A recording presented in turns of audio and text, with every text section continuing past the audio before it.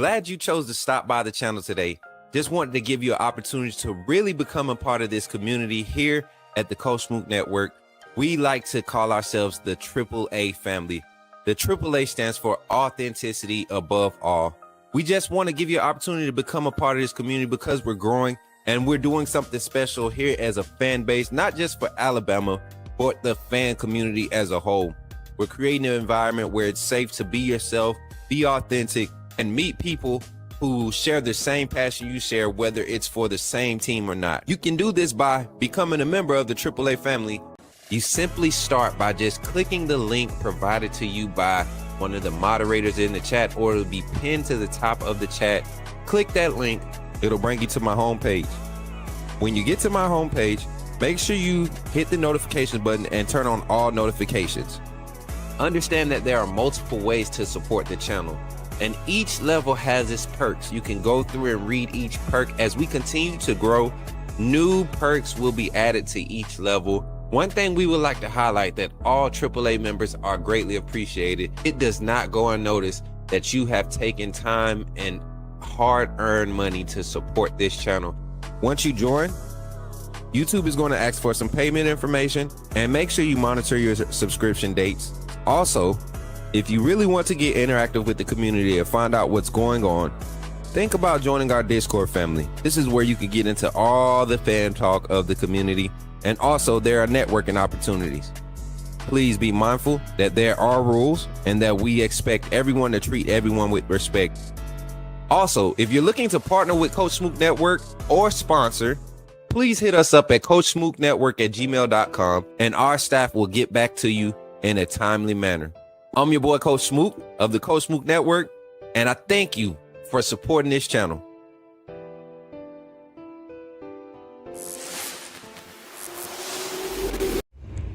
Remember, when you see me in the streets, holler at me. Say, put me in the game, Coach Smook.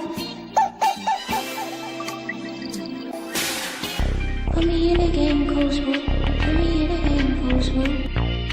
Like, share, subscribe. You know we keep it live. Put me in the game, Coach Smook. Put me in the game, Coach Smook. Put me in the game, Coach Smook. Put me in the game, Coach Smook. Put me in the game, Coach Smook. Put me in the game, Coach Smook. Put me in the game, Coach Smook. Put me in the game, Coach Smook. Like, share, subscribe. You know we keep it live.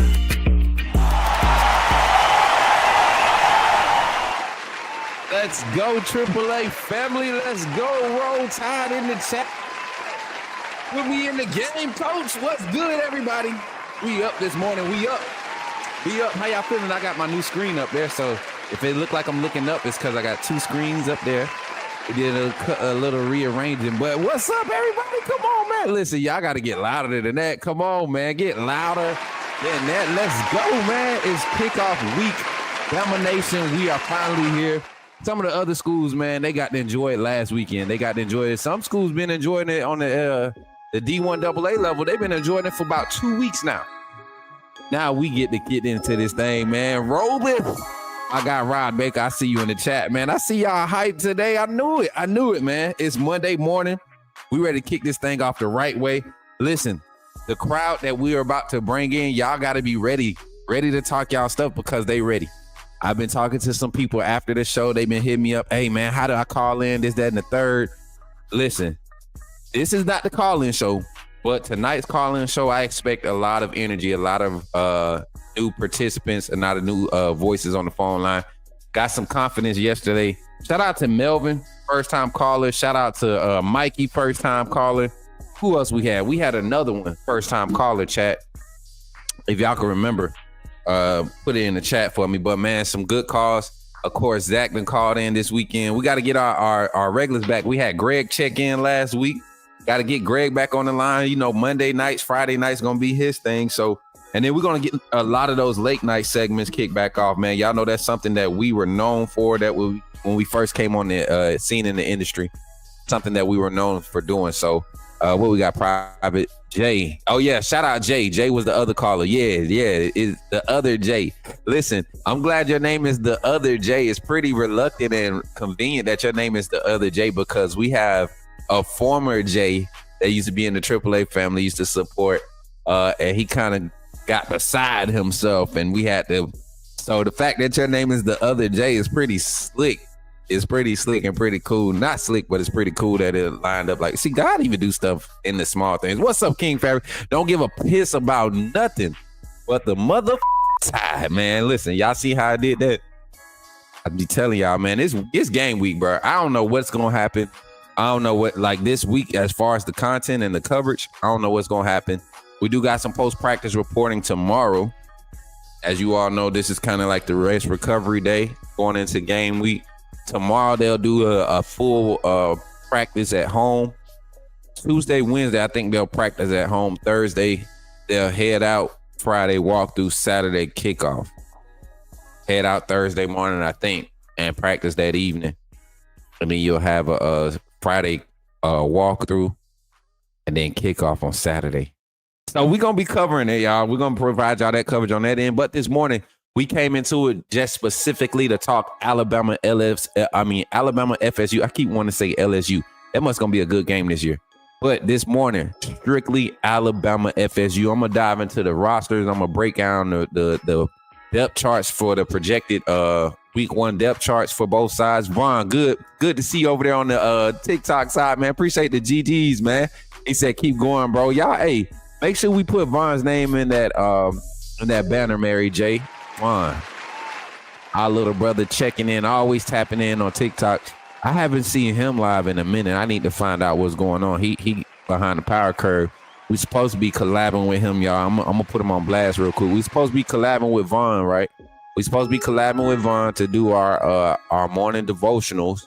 You know, made available for the not just the AAA community, but he's already started it. But I wanted to go in and go ahead and collab with him, and kind of push our energy towards his platform because what he does in the morning with the worship music and the conversations and the scripture sharings is very much needed, you know, and it's not something that I do every day, but I look for it every day. You get what I'm saying? Like, I don't go just to his stream just to do it every day, just to be, you know, but I look for it. You get what I'm saying? I want to see him continue to do it because just like the space and time in the season where I needed it, and he was doing it every day, somebody else might need it. And there's always somebody going to need some type of spiritual support, some type of help like that.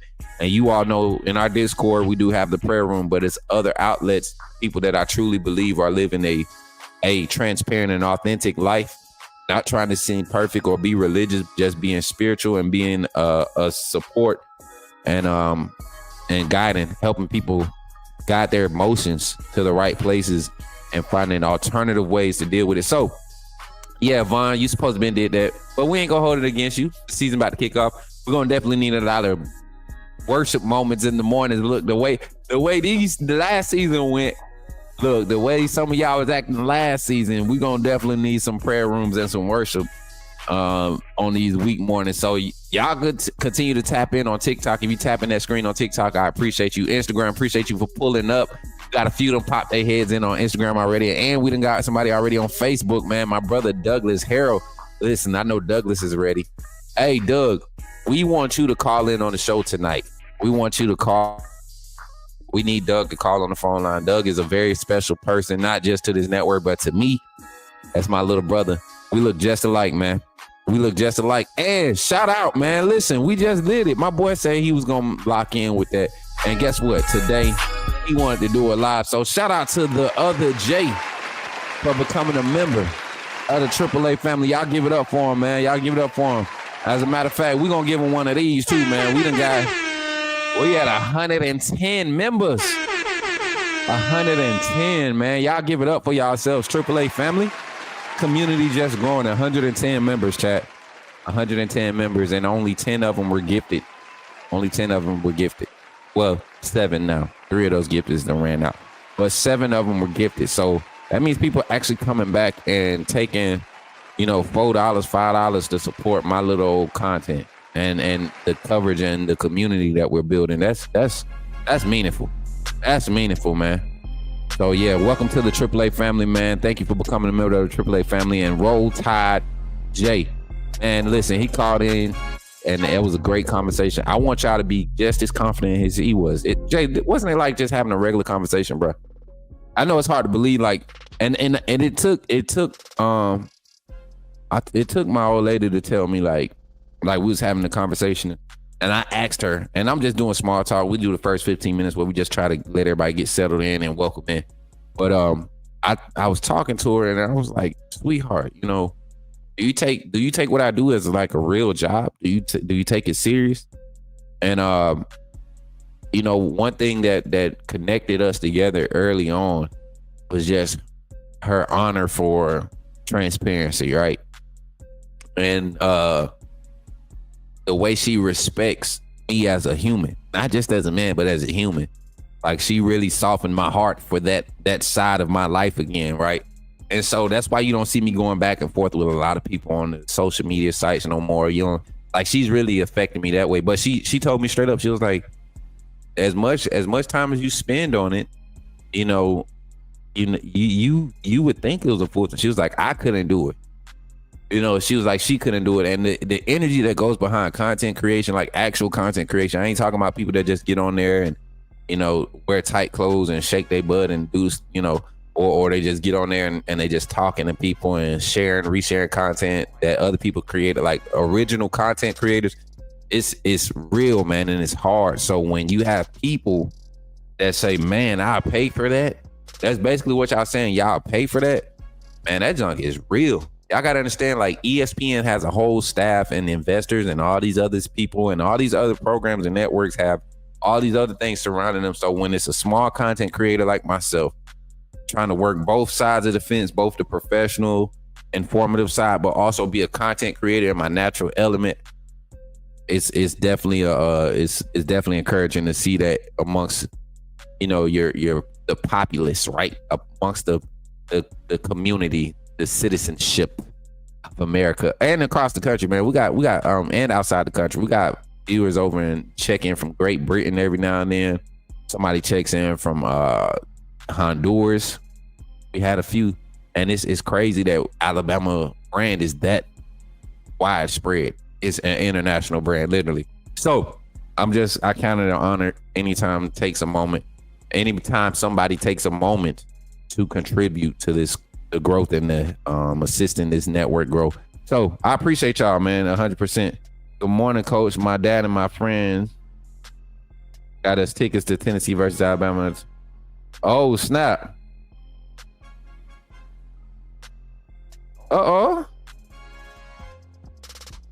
Hey, so check this out, chat. And I don't know, man.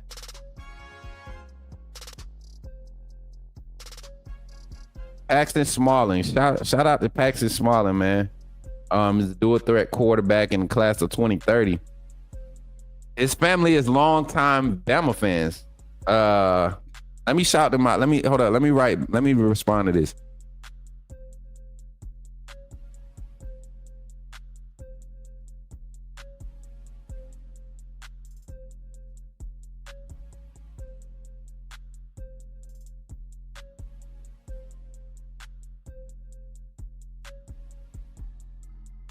Hold on, y'all.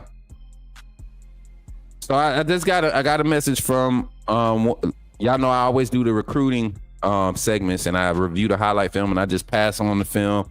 I use whatever level of connections my platform has earned us to help players and prospects get their highlight film out, get evaluated, get into camps, all of these different things. We network and we utilize different specialized training facilities like Coach L, Coach Swift, all of those guys that are developing athletes across the country. You know, some of your top tier athletes, we've networked with them, and we're building this relationship where we're sending them prospects and giving them kind of like a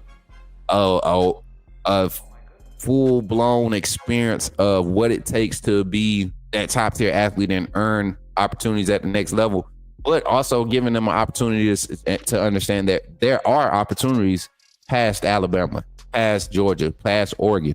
Like there are way more opportunities past D1 that are beneficial for the level that you at, that can truly develop you and help you reach the ultimate goal, which for most of these athletes is playing at the professional level. And different paths provide different levels of development and different ways of showcasing your skill sets. And it's all about taking advantage of opportunities. And that's what we try to do, help these players take advantage of opportunity. But Paxton Smalling just wrote me, longtime Bama fans, going to be a top rated top 10, top 20 quarterback in the class of 2030. Looking at this young man, he looked like a freshman in high school, sophomore in high school with his size. But his arm talent is definitely there. Says, good morning, coach. My dad and my friend's dad got us tickets to Tennessee versus Alabama in October for our birthdays. Would love to get the opportunity to meet you when we come down to Tuscaloosa. I definitely would love to do that, Paxton, and get some clips, man. So shout out Paxton Smalling and the family, man. Hopefully that's something that we can make happen. We definitely plan on being in T-Town. Is it the following week? No, we did say we want to go third Saturday in October. So Tennessee, Alabama, we definitely want to try to make that one. That'll be cool, man. That'll be cool. Shout out to all the people in the chat. We got 25 in the chat on YouTube. Let's get into our show, man. Enough small talk. Alabama versus Florida State. Y'all ready to get into it? Somebody say, put me in the game, Coach Smook. Let's talk some football. We tired of hearing about your little personal life and all the blessings that God has given you. Let's talk football. I feel you. I'm right there with y'all. Let's do it, y'all. You talking about Jalen Milroe and the Pips? The perfect weak side linebacker, right? Put him next to the mic. Not going to take us a lot of time, but I want to say that I'm excited about what. Okay, forgive me, my brother. What's on your mind? Oh, I'm good. I'm just still sorry for all the other content creators now that we have this mega star back in our presence. All right, y'all, let's get it. Let's do it. I'm ready, Mary J. So, starting this thing off, Alabama versus FSU. First take, sound take of the week. Let's get it, man. Let's get it. I'm ready. Megan. Oh, that's Melvin. What's up, Melvin? I always see the green, and that's what Megan's usually is usually green. What's up, Melvin? Good morning, Coach Smook. Roll Tide. Roll Tide to you, Melvin. We about to talk some good football this morning. Alabama versus LSU. It is game week, chat. It is game week. And even though our boys are not in action today for full practice, you'll see a lot of things happening on campus today. Just walkthroughs, whatever it may be, film study. A lot of players really locked in this week. So I got the privilege of being able to speak with some commits, class of 26 commits from Alabama this weekend. And, you know, after every weekend, you're going to have some type of interaction with players on roster, staff on roster with the commits. And Zion Gibson, you know, one of our top DB commits in the 26 class, had a great game this past week, right? It's an opportunity to make contact with the staff, and, you know, hearing some of the things that the secondary plan to do against Florida State and their receivers, man. I can't wait to see it. And kind of like I projected, and shout out to Big Homie over there on TikTok, man, sending 15 gifts. What are those, man?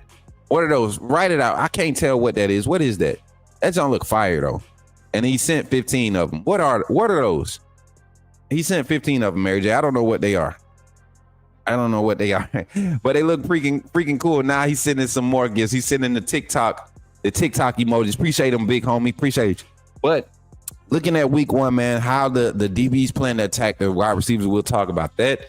How the defense in general, what's the play calling style we expect to see against a Gus Malzahn style offense. And as you all know, if you all have not paid attention to the history of college football, or you have not watched Gus Malzahn as a play caller, as a head coach, if you don't know, Gus Malzahn can scheme up a crazy game plan to put his team in position to make games that shouldn't be a game, right? He's done it in the past. He's done it with teams that have had maybe 1 or 2 highlight players, and he's keyed those players in his offensive scheme and has found success. Now, I forget the running back's name that was under him that he ran in the dirt. Ended up having the shoulder injuries that last year. I forget his name. Wasn't that Gus Malzahn? I forget his name. I forget their running back name, but he was talented.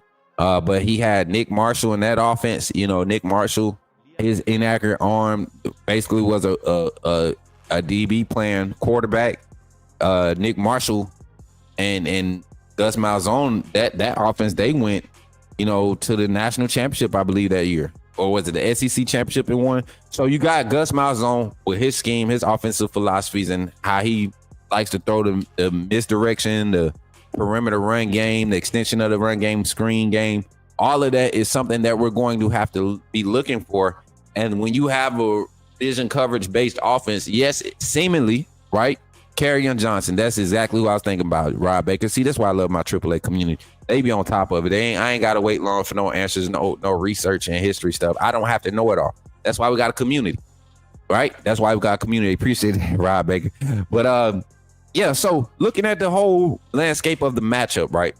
Let's start where we really want to start. Let's start in the area. Let's talk about Alabama offense versus FSU defense. Alabama offense versus FSU defense. So what I'll do is I'll bring up the projected depth chart of Alabama's roster, right?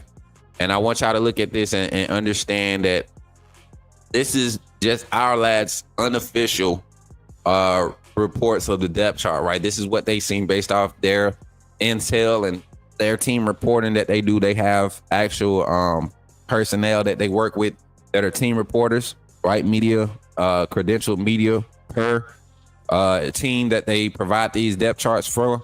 And these are the projected depth charts that these reporters are reporting, okay?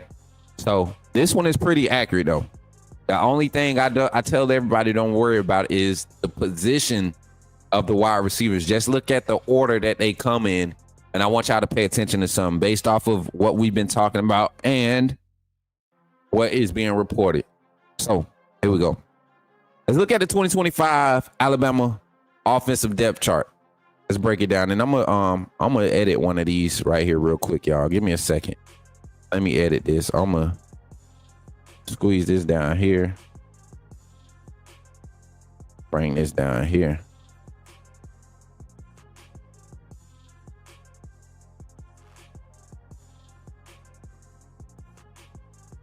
All right, I think this will look better. All right, so looking at the depth chart now, let's start at the quarterback position. As we all know, Ty Simpson coming in as his this will be his first start as a collegiate quarterback in his collegiate career. His first start, full-time start, where he's the first guy out. Now, I know y'all see Austin Mack as QB2. That is not the case. I truly believe when this official roster comes out from Alabama's website, the depth chart, you'll see Keelan Russell at QB2. It was just too many consistencies happening at practice last week, closing out fall camp with him being the first one to take reps with the twos, him being the first one in teams with the twos, him and Austin Mack still splitting some of those reps, but him being first out, that lets me know that he's ahead of Austin Mack, kind of like it was coming into the fall camp. So Ty Simpson, Keelan Russell, Mack Austin, that's the order I expect the depth chart to be in once the season opener hits. And at the running back position, you'll see Richard Young there, Daniel Hill, then you'll see Dre Washington will be 3 with Jam Miller being out.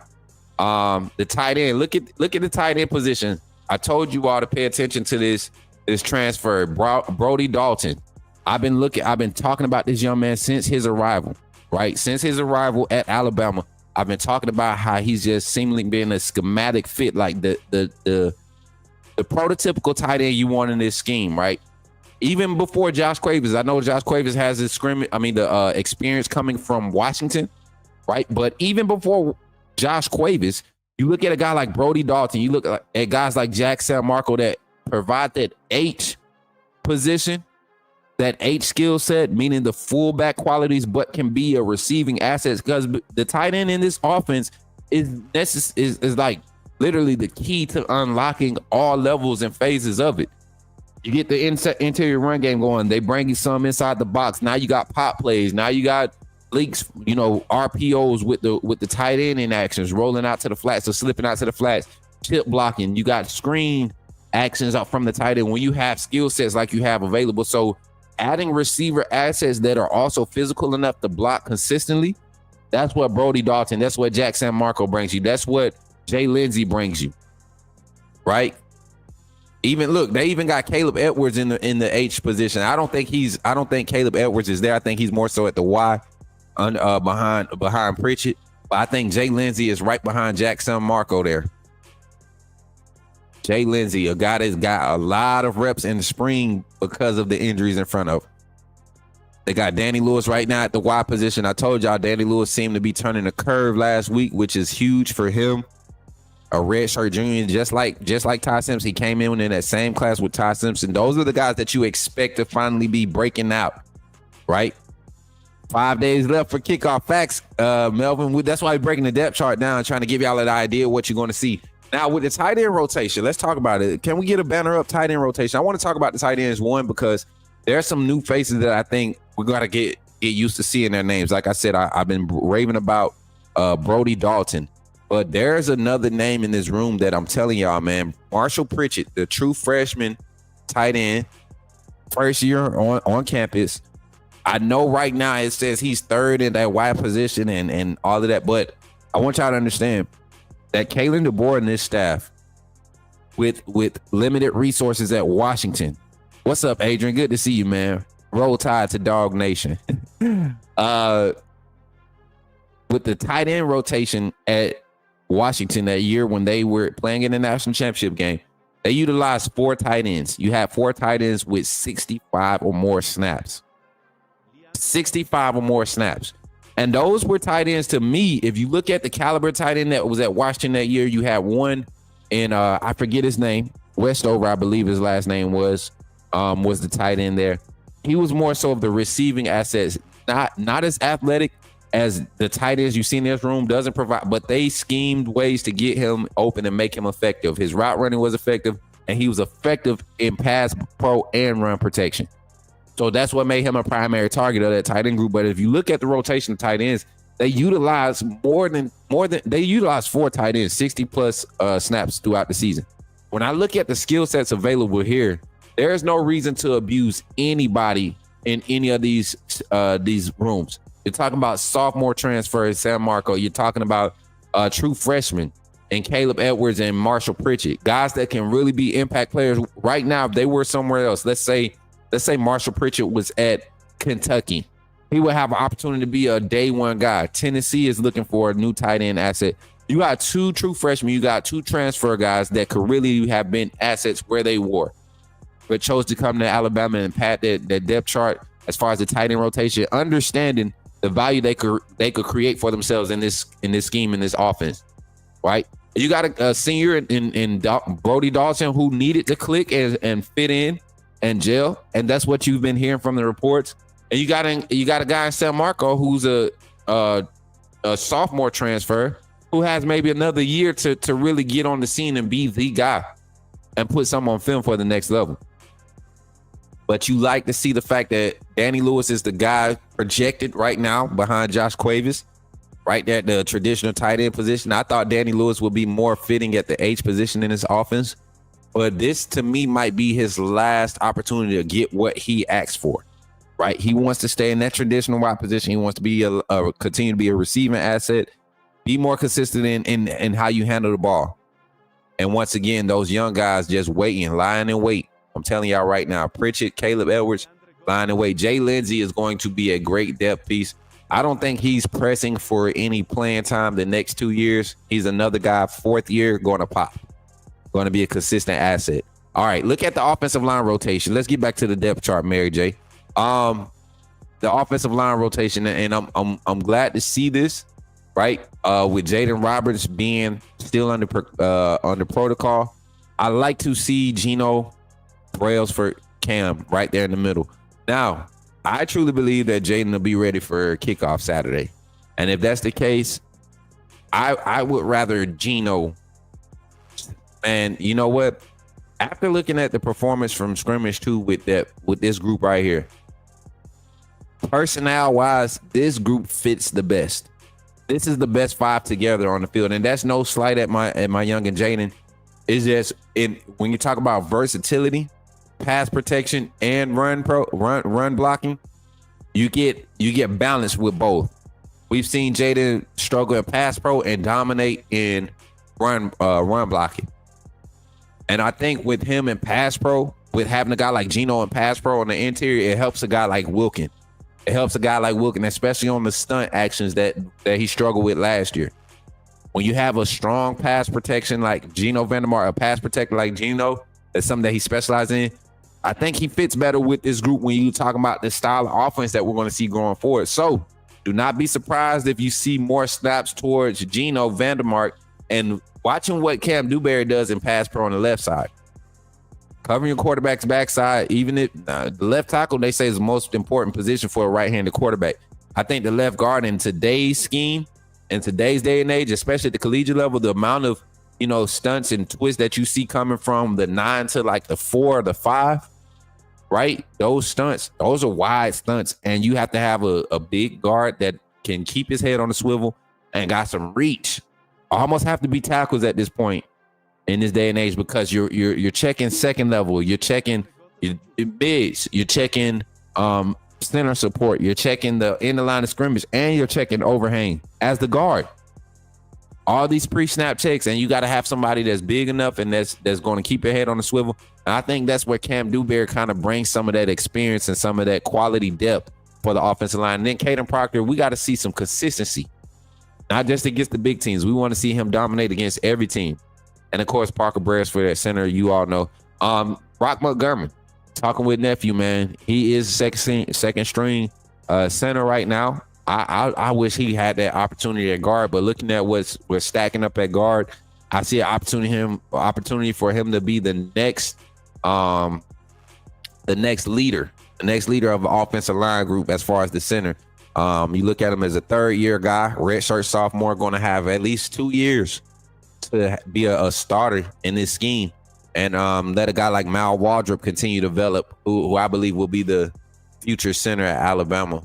For the future of that offensive line. Y'all know that offensive line gonna be crazy deadly when that 25 class takes over. I think that's gonna be a deadly offensive line. Michael Carroll, Lloyd Jackson, all those guys. I think y'all will play decent and pull off the win Saturday, but don't tell my wife I told you that. This he in here converting. I feel it. This will be the year he convert. We come into Athens and whoop that tail. We ain't gonna get into that right now.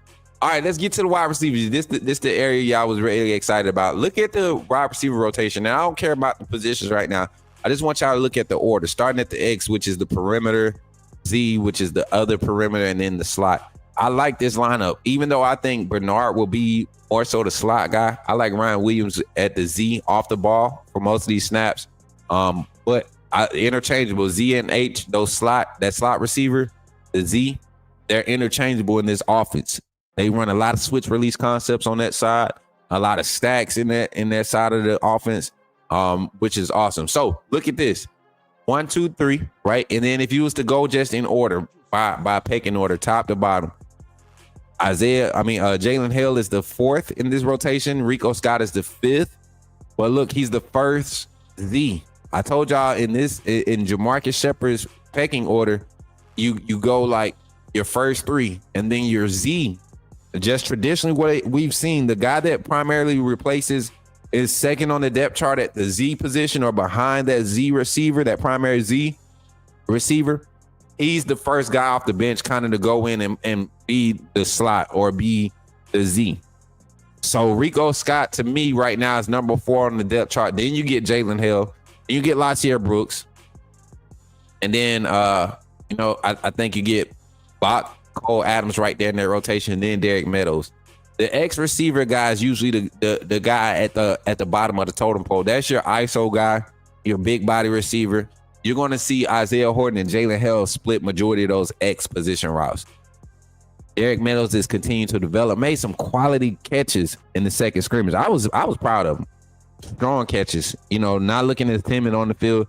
And I really hope he buys into to developing in this scheme. And I think he won't be like the superstar go-to guy in this, but he'll be a quality number 2, number 3 receiver because of his assets, and that won't force him into being a primary guy that has to run quick ends and quick breaking routes. Utilize your skill sets and your body utilize your gifts. And that's what this offense allows him to do at the X position. Probably won't see 80 targets a season, but with, 35 targets, you can, have 31 receptions for 500, 600 yards for 2 years straight, 7 touchdowns, 6 touchdowns, big boy averaging 14 yards per catch, right? Those are some quality numbers and will get you drafted, man. But it's going to be interesting to watch y'all backfield without Jam Miller. Why do people keep saying that? Do y'all not understand Richard Young was that dude coming out in his class? He was, to me, getting him was more important than getting Justice Haynes. More versatile. That's why he's still here. That's why Justice Haynes is still going. That wide receiver set is nasty. Look at it, man. Listen, don't even put the first group out there. I know a lot of people wish they could have assets like Jalen Hill, Jalen Mbakwe, and Latier Brooks.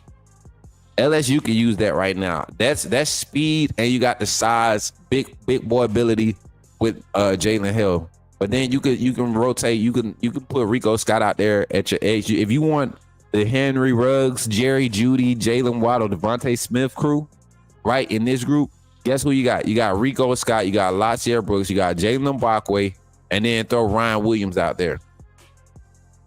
You get to see that next year. That's the funny part about it. That's going to be the next coming of Jerry Jeudy, Henry Ruggs, Jalen Waddle, and Devontae Smith. I think Ryan Williams, you got your Devontae Smith and Ryan Williams. I think your Henry Ruggs, you got Rico Scott. I think your Jalen Waddle, you got in Latier Brooks. And I think your Jerry Jeudy, you got Jalen Mbakwe. You talk about the growth in his route running. Jerry Jeudy was the route technician. And what did Jerry Jeudy struggle with? His hands. Let's be honest. What's up, J-Ro? Good to see you over there on Twitter. Hey, continue to retweet this on Twitter. I'm telling y'all, man, that wide receiver group will be like the emerging personnel group of this offense. Watch. I know Isaiah Horton and Jeremy Bernard are going to do their thing. They're going to be consistent in production. But I think right there, that group I just called out, Ryan Williams, the four wide receiver rotation, Ryan Williams, Rico Scott, Latier Brooks, and Jalen Mbakwe, I think will be. And then you got to think, Sedarian Morgan is next year. We get Sedarian Morgan. We get Brian Williams, Owen Cabell. And all those are 6'3", 6'4" bodies. And then we about to flip another wide receiver. Oh, man. Stop it, Smook. We talking Alabama versus FSU. But yeah, that wide receiver rotation is nasty. All right, let's get over to the defensive side. This is the side of the ball. We at the 40-minute mark. We're talking for 30 minutes now. Going into our 30 minutes worth of talking. Look, I'm on my schedule, Mary J. I told you I was going to be on it today. Best wide receiver group, hands down. I think we're definitely top 3 across the country. With the lack of experience and the lack of reps in that wide receiver room, I can understand why there could be questions, right? But a lot of just on paper talent that you just can't deny. You can't sit here and act like it's not a talented group.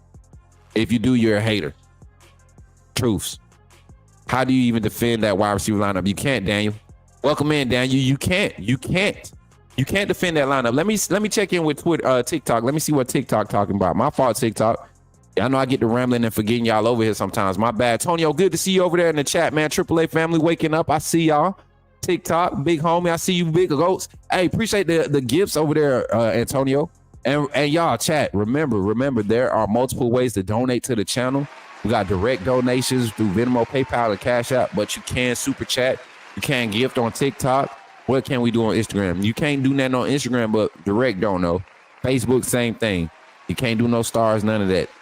Direct donations, but come over to the YouTube page. You want to see it directly, go straight to our YouTube channel payouts and what we able to do 10% wise towards our donations towards the charity organizations we support, nonprofits that we support.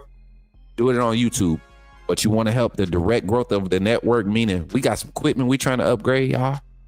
Y'all want to help that? Direct donations are always appreciated. And y'all can ask Mary J. She be like, where'd you get now? Every time, y'all know when Coach Smook got some extra money because it goes straight into this network. Y'all see the lighting and stuff is changing up. We got another light coming in. We got a new camera we're working in. Going to run an external hard drive for the PC so it doesn't overwork during the season. Got the screen being fixed on the MacBook.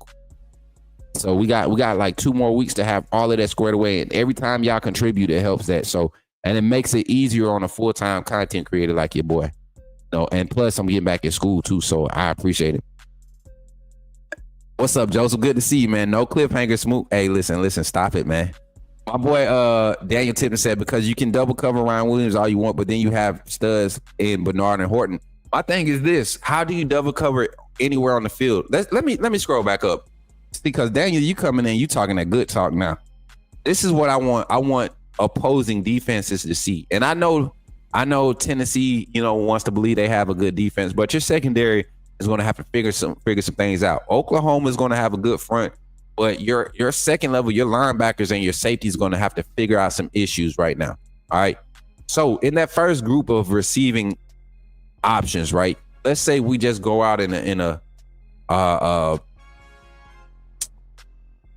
let's say we go out there in 11 personnel. Let's go out there in 11 personnel. Let's get 1 tight end, 1 back, 3 wide receivers, right? I want y'all to think about this. You got, like you said, Isaiah Horton, Jeremy Bernard, Ryan Williams. That's your 3 receivers. Let's line them up in a bunch trip set, and let's put for mismatch purposes, for skill set purposes and versatility, let's put Brody Dalton 89 at the tight end position, in line of scrimmage, tight end wide, which I believe he will be getting a lot of looks at that position. And then out the backfield, let's just say, let's not even put Rich back there. Let's put Daniel Hill, the back with some of the better hands in the backfield, right? Better hands, better receiving hands out of the backfield. You're telling me that you're going to want to try to put bracket type coverage in a base formation, base setup, however you want to. You don't want to leverage to where your corner is basically playing safety. You're going to have him still sit in the corner. You want to leverage and trust your defense to play base coverage against guys like that can get in space and really sit down and first 2 or 3 steps out of their break there at top speed. Jeremy Bernard, Ryan Williams, right? You want a big body like Isaiah Horton with 7 or 8 yards of cushion on each release. Somebody that could get across the middle. And you're talking about the most sure-handed of the group being Isaiah Horton. He's probably going to be the primary target in his offense. I know a lot of people want Ryan Williams to have this big breakout year again. I think he's going to have big numbers, right? As far as yards, total yards. But targets, I don't think he'll be the number 1 target this season. And I think that's going to benefit him. I think an 800-yard receiving year for Ryan Williams on 70 receptions is beautiful. It's beautiful. But I think you'll have a 800-yard receiving year by Jeremy Bernard on 89 targets or 89 receptions. I think you'll have a 900-yard year with 60 receptions by Isaiah Horton, somewhere like that with those numbers, because the yards per catch average will be higher than what it was last year. Yards after catch will be a lot higher. With Ty Simpson and his timing of the offense, Keelan Russell, the way he's picking up the timing of the offense with both of these quarterbacks, you're going to see the ball go in volume, the volume of the ball being released. But then you got to think about it. If we decide to take the tight end off the field and bring in Rico Scott and put him at the slot, I don't know why people feel like Rico Scott is just a mediocre speed or something like that.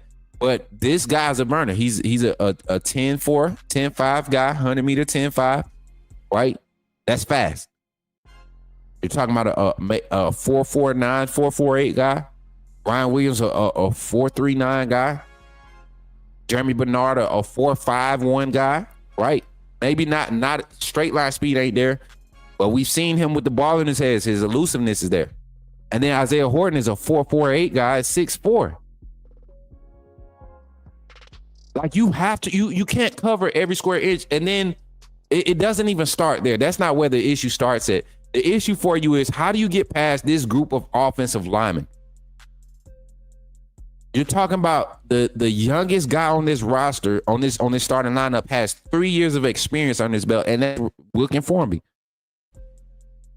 Him and Kaden Proctor are your young guys on this offensive line. If you had a worry, it has to be at the tackle position, but you look at the skills. Years of development matter, man. Reps matter. Wilkin Formby got his reps last year. Kaden Proctor played good last year after he got back from the injury, once he got back in the swing of thing, because of the reps from the previous year.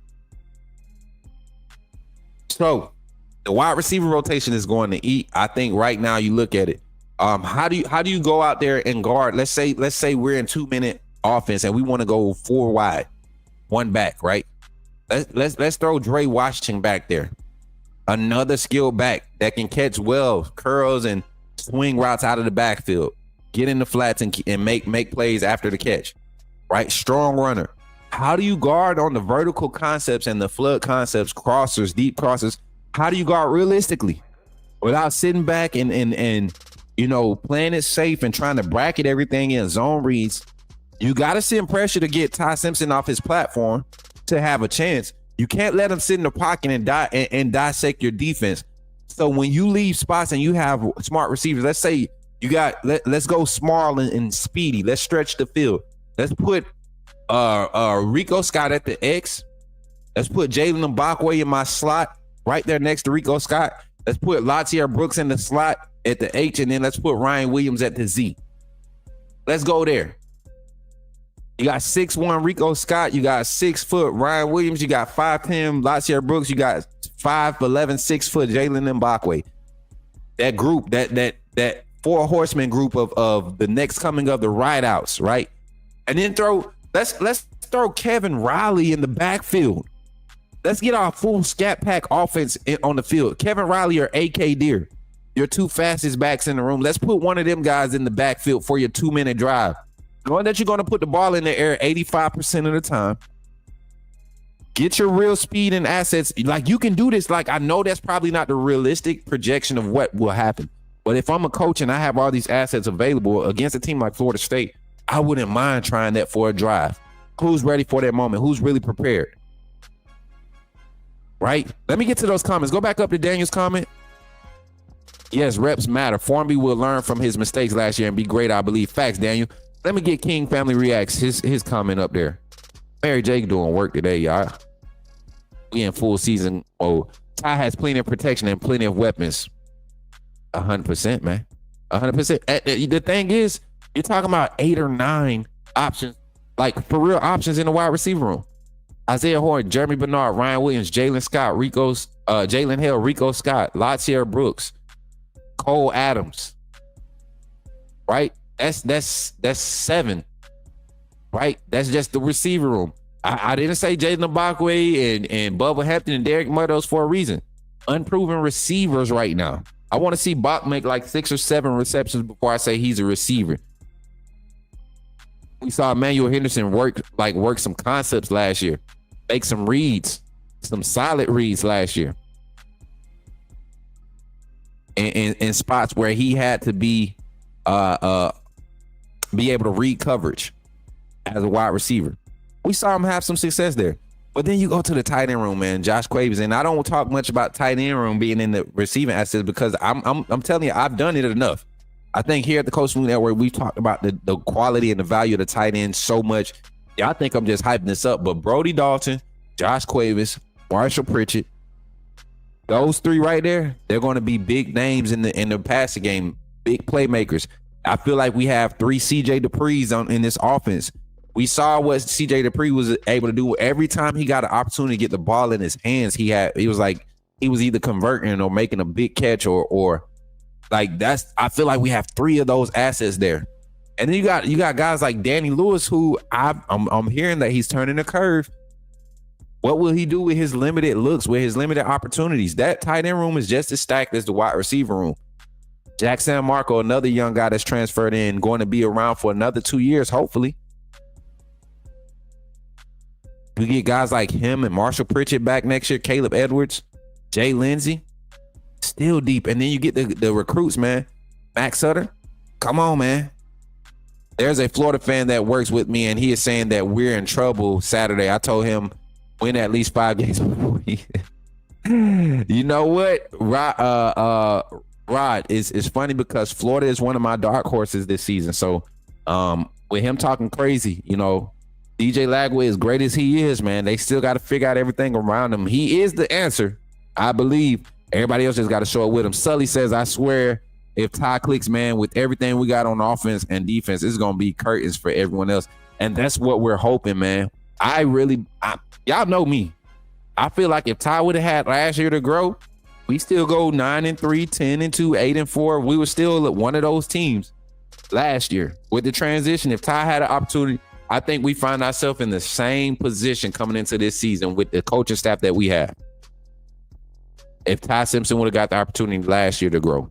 And that's even if we would have started 4-0, you know, like we did, lost to Vanderbilt, and then he got to start the following week.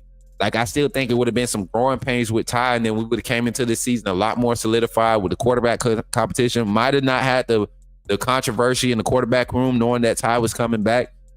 But I think we still would be in the same spot to where all the assets available, what they were able to do in the portal and recruiting, right, and developing guys throughout the spring, coming into fall camp, the reports and the things that we saw as far as development in fall camp, I think we will be in the same position, Bama Nation. So Ty Simpson is your time. Ty Simpson is your time. What's up, Wade? I see you in the chat. Dope Campbell about to be rocking. I can't wait. It is, man. That's what I think people need to realize, man. We are going into some hostile territory, going to a hostile environment. I think more so the offense is going to have more trouble than the defense. And if they don't get us to struggle past like play 12, not a certain drive, but a number of plays, if we don't have it a flow, I say this, and I'm speaking to it on both sides, saying the same thing. If they don't disrupt us, if they don't have us disrupted by play 12, or we don't figure out by play 12, kind of like which direction we want to head in for that game, I think it could be a long game. I think it could be a long game because Tony White at 335, we'll talk about this in the second half of the show coming up here in about 5 minutes. We'll talk about this in the second half of the show. And I'm actually going to have a phone call segment for tomorrow. We're going to be doing a morning show every day this week. I actually be calling a personality on the phone tomorrow to come in and talk some Bama football, break down this FSU game with us tomorrow morning. And then we have a guest coming on Thursday, I believe. We have guests every day this week. Today is just the kickoff day. I wanted to kick it off the right way. But before we go into our break, questions in the chat. What y'all got about Alabama's offense? We're going to take the second half of the show, the next 30 minutes, and we're going to talk about the defense and break it down. I think offensively, though, right now, and I'm gonna pull the depth chart back up. Our last did a solid job with this one. I just one or two spots. Like I said, I think right now Cole Adams might be ahead of Latsier Brooks in this rotation, and that's not a bad thing, right? But I think right now what you're going to see from Latsier Brooks and where he's utilized is going to be more opportunities for him. The style of play calling that Ryan Grubb likes to utilize, the personnel group is that certain situations create.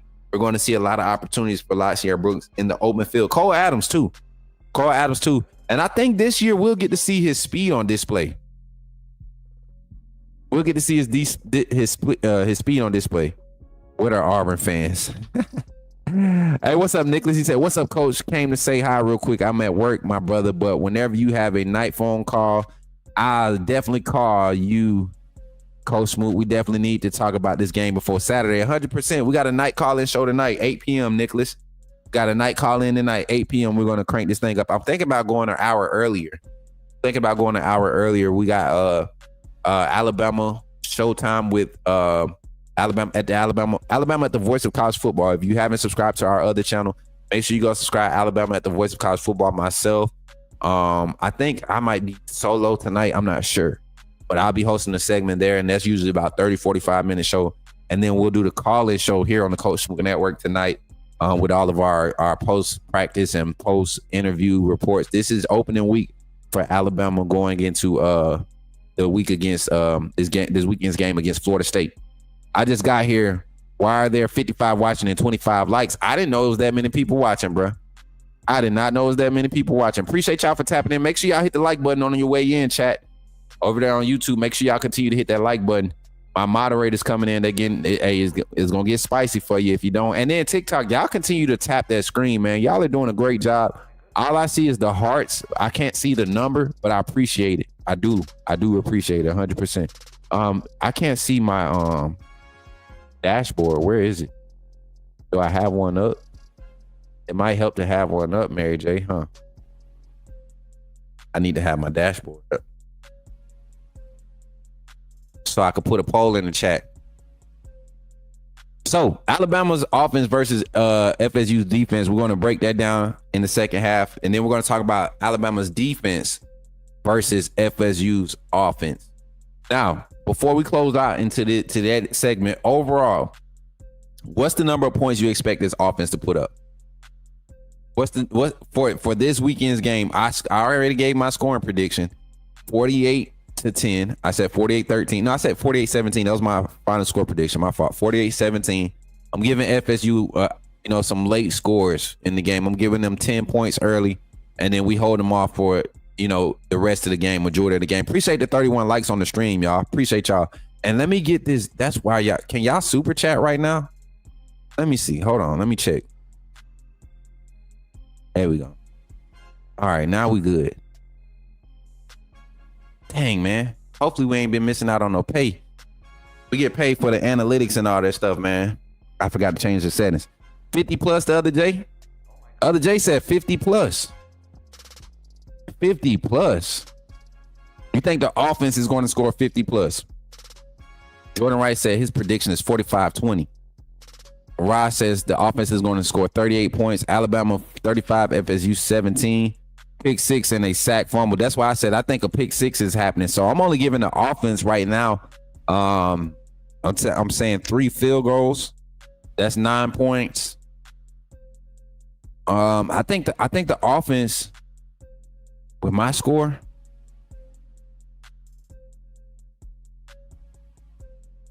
Yeah, the offense scores 35 points.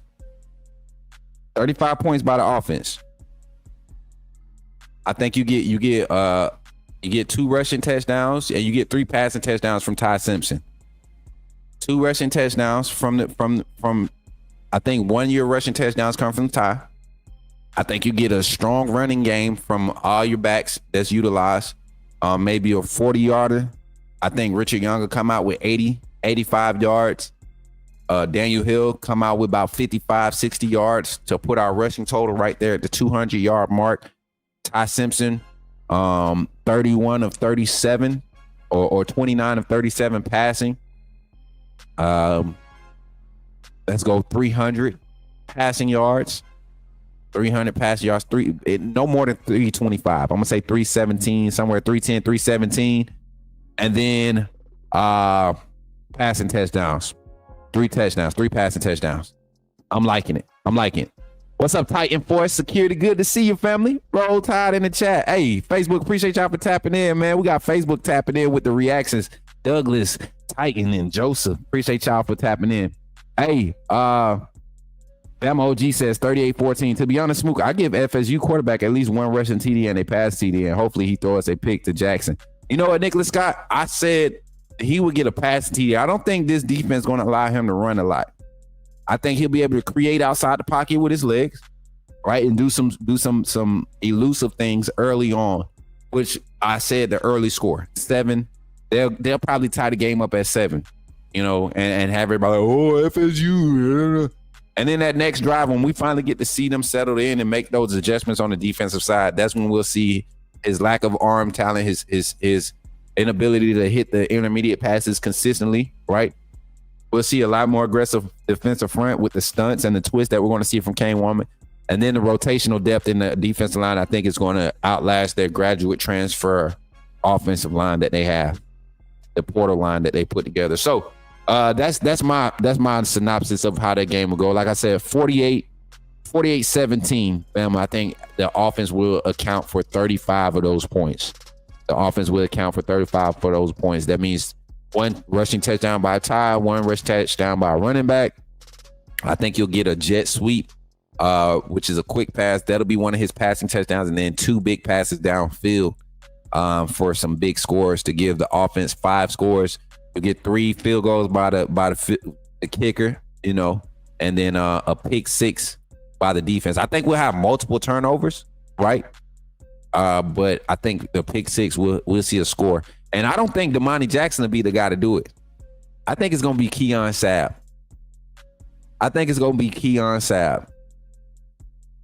How many catches I'm giving Ryan Williams? Last one before we go into our first break and come back with our defensive breakdown and talk about the matchup between offense and defense between Alabama and FSU.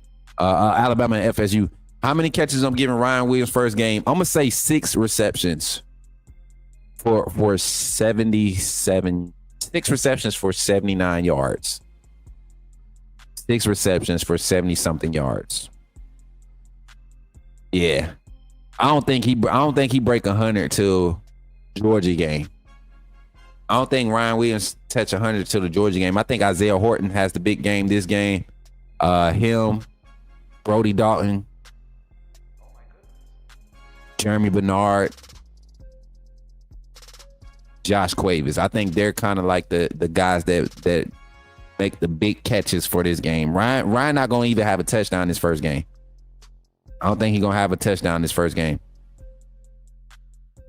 Jordan Wright, I like that type of feel. Tevin Watson says 48-7. Jerm might lead in yards. Oh, I think so.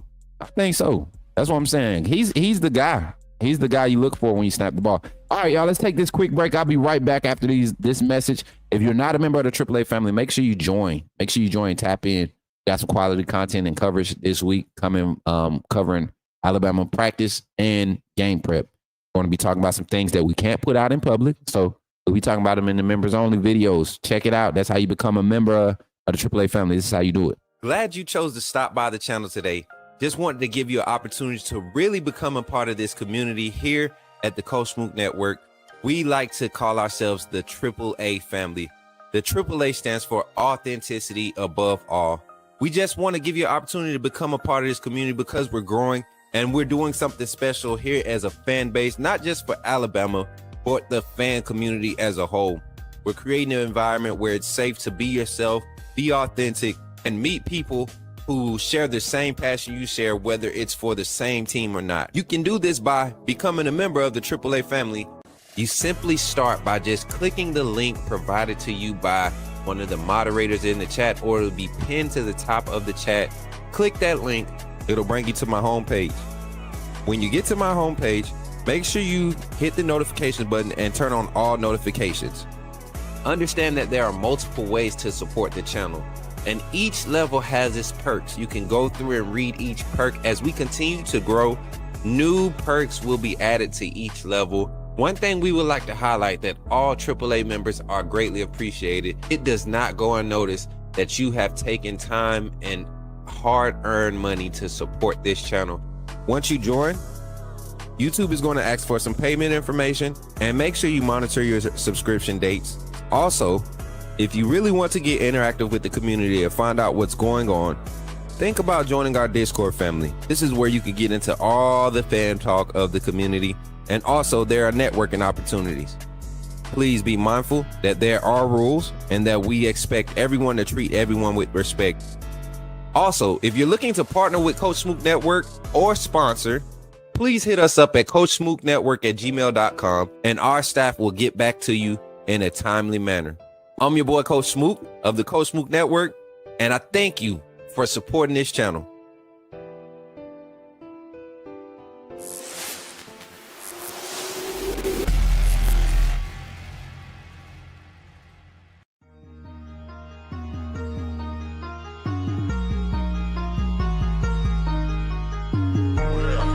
Better go subscribe. You do roll with the tide. I'm down in the gun with Coach Smook. Through the game, roll tide, roll tide. Better go subscribe.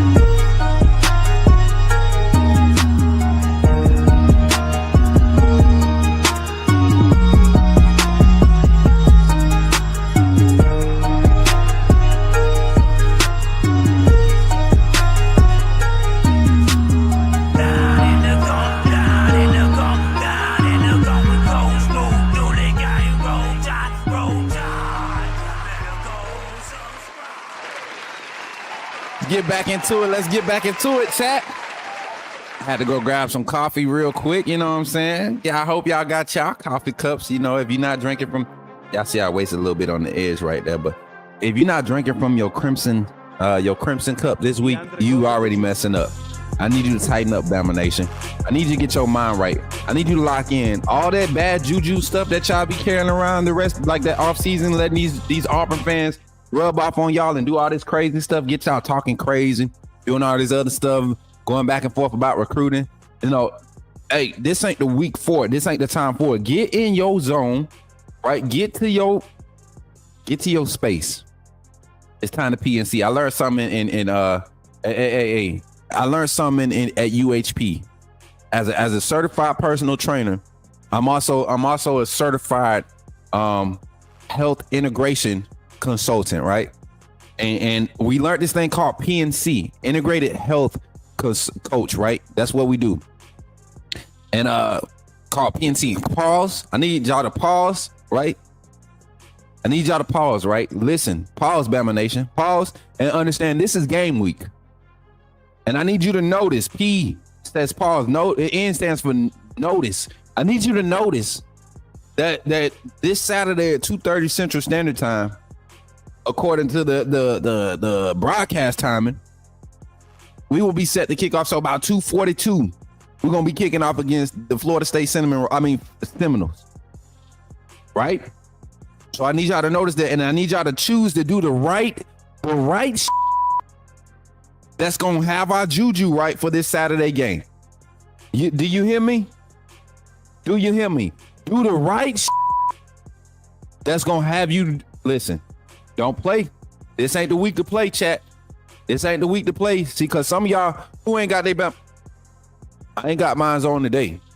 We don't wear Bama socks till Friday. But if you ain't got I got my wristband. I got everything. I got my flag sitting over here. I got both my game caps sitting over there. I got the game visor and the cap.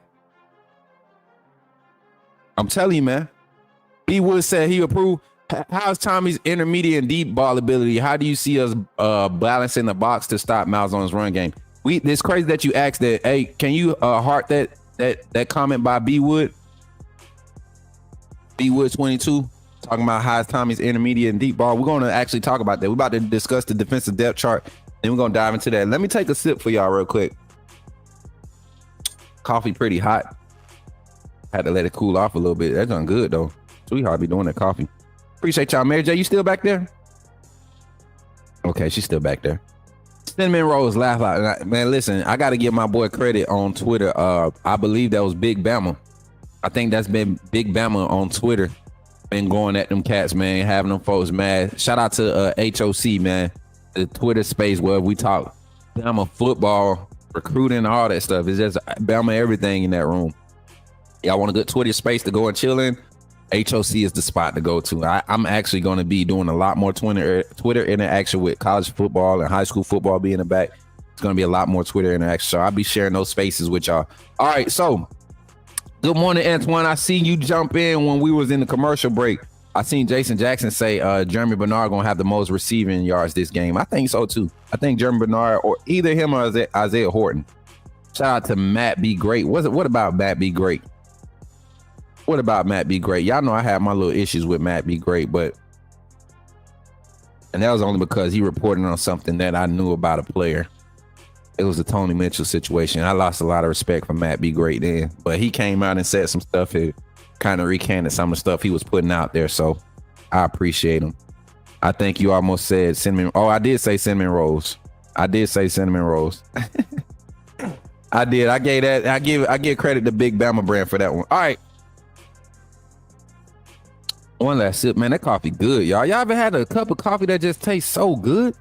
And I'm not a coffee drinker. I just started this like last year, right? I just started this and I don't do it for a long time. Like I do it for like 2 weeks and then I stop. Everything else will fall in line. Facts, man. Listen, I'm glad you're doing the right things, Antoine. I need to call and check on my parents, make sure they got all the gear up. If y'all have not ever seen my parents' house for a Bama game, y'all haven't seen. Well, I've seen some people a little bit more outrageous than my parents. I have. But if y'all haven't seen my parents' house, I'll be doing the vlog, game day vlog one day this year. I almost want to go down there for the game this weekend because my dad's birthday is on the 31st. But I would not have anywhere to set up and stream the post-game show. So I will be here in studio, making sure I do the full day of kickoff coverage, I actually want to do a live the whole day. I want to see if my computer can take it. I'm gonna push it. So y'all support me in that. What's up, Darius? Good to see you, man. My Roll Tide to my fair weather pup fan in here. Salute, coach. Let me in game week. Let me in game week. Roll Tide. Put me in the game. Man, dope. Hey, dope boy. Tonight phone call segment. Tonight is the phone call segment. So make sure y'all tap in tonight. I think we're gonna go 7:30 p.m. Central Standard Time, Mary J. We're gonna move it up 30 minutes. We're gonna do our first 30 minutes where we small talking and everybody get on the phone line starting at 8 p.m. That boy said Georgia football in the chat. Represent, man. Frank Wright put me in the game. Coach, back to the basics. Game still won in them trenches. Hope our big uglies show up all year. Frank, you know what? Let's get to that conversation about our defensive front, man. The big uglies up front. I think the O-line, 7 deep, we're talented. 7 deep, like 7-man rotation, we're good. Get some questions at 8 through 9, and then 10 through 12 through 13. You kind of see some development issues. But let's go to the defensive side. Let's talk defense. Let me fix this little layout here. As a matter of fact, should I just do it like this? Probably will come out better going like this. All right, y'all. So jumping into the defensive rotation, let's talk about it. I think the defense this year is probably the least of our worries right now. The most of those worries on the defensive side is more so of who do we play? Like who do you actually roll out there and make sure everybody feels comfortable, right? Make sure everybody is happy with their load, with their plays, with their snaps. Who do you roll out there? But not just make sure they're happy, but are you rolling them out there in positions where they get to be their best player? Like, we have a roster so good right now defensively. And I say offensively too. We have a roster so good right now. You don't have to put any one player. And I'm looking at all these names on this depth chart, right? I'm just looking. I don't even want y'all to look at positions. Just look at names. Just look at names. You have a roster of names that you can look at them and break down their highlight films and look at them and say, man, he does this good. He does this good. And if you took the right mix up of 11 personnel, right, and said, I want to do this for this play on defense. All right, I want to send a overhang stunt, overhang blitz with a front 3 stunt. Let the end slip back into the flats, right? Show blitz and slide into the flats. We want to send the overhang blitz so that he could think that he got an opening. Watch the defensive end drop back into that same zone that we just sent the blitz from and get a pick. What personnel can I put out there to do that? Across the front, my linebackers in the middle. Who is that edge rusher that I think I trust in those looks? Hey, he's a strong pass rush. So when he shows pass rush, they're going to believe. They're going to get caught up watching him. He's going to have the patience to stunt or fake the blitz and then drop back into coverage and have the hands and the depth, the coverage skills, the coverage ability to drop and do that. You have so many skill sets available on the defensive side on the Crimson Tide roster that you don't put anybody in positions where they can get exposed. You have less exposure. You let less space for exposure in the weaknesses, right? So I look at it. I look at this first group, and to me, I think our lads had this one on point. I don't have any questions about this starting group with Deontay Lawson being cleared and having the type of scrimmage and the week of practice he had last week or the week going into last week. I think Lawson is going to be in a comfortable spot where he's probably 35, 40 snaps a game out of the 60 average you're going to see from this defense, from the defensive snaps. You want to see 65, 66. You're playing more snaps than that. That means you're not getting off the field, right? Or that means the offense just scored too fast. But you're talking about getting him, keeping him under that 35, 40 threshold so you can get a solid rotation of your inside room with Justin Jefferson, Nikhai Hill-Green, Deontay Lawson Only thing I don't like about this rotation is they got Caden Jones right now in front of QB Reese, and I know for a fact that's not it. Abdul Sanders is like your fifth guy in that rotation. QB Reese is the guy that'll be lining up when you see full platoon swaps between the two inside guys. QB Reese will be the guy that you'll see lining up next to Nakai Hill Green. So I look at it right there. You look at the inside linebacker room, that's solid. But across your front, defensive end, LT Overton, that's the bandit position. Your nose tackle right there over the center, that's going to be Tim Keenan. Defensive tackle right there, Shaden guard, James Smith. Your Wolf, basically your defensive end / edge rusher / outside linebacker, Quay Rusar, he's going to be starting there. Mike linebacker, Justin Jefferson, in the middle of the defense, calling the plays. Weak side linebacker, right? Next to the inside linebacker, the other inside linebacker is going to be Deontay Lawson. I think that's probably going to be switched around. Deontay Lawson be the weak side linebacker. I mean, the Mike and Jefferson will be the weak side. Damani Jackson, Bray Hubbard, Keon Sabb, Zabian Brown, and they have Deshaun Jones here. I don't see that happening like that, chat. And I'm gonna be straight up. I don't see that happening like that. I think Deshaun Jones will play a lot of Husky Rover type look. You know, that in this lineup they have it as the Husky, but I think this should be really labeled as the Rover. The Husky in this defense is your heavy side strong safety, is your strong safety. So me, I would change the label if I was Outlast, if I have my bro Daniel watching.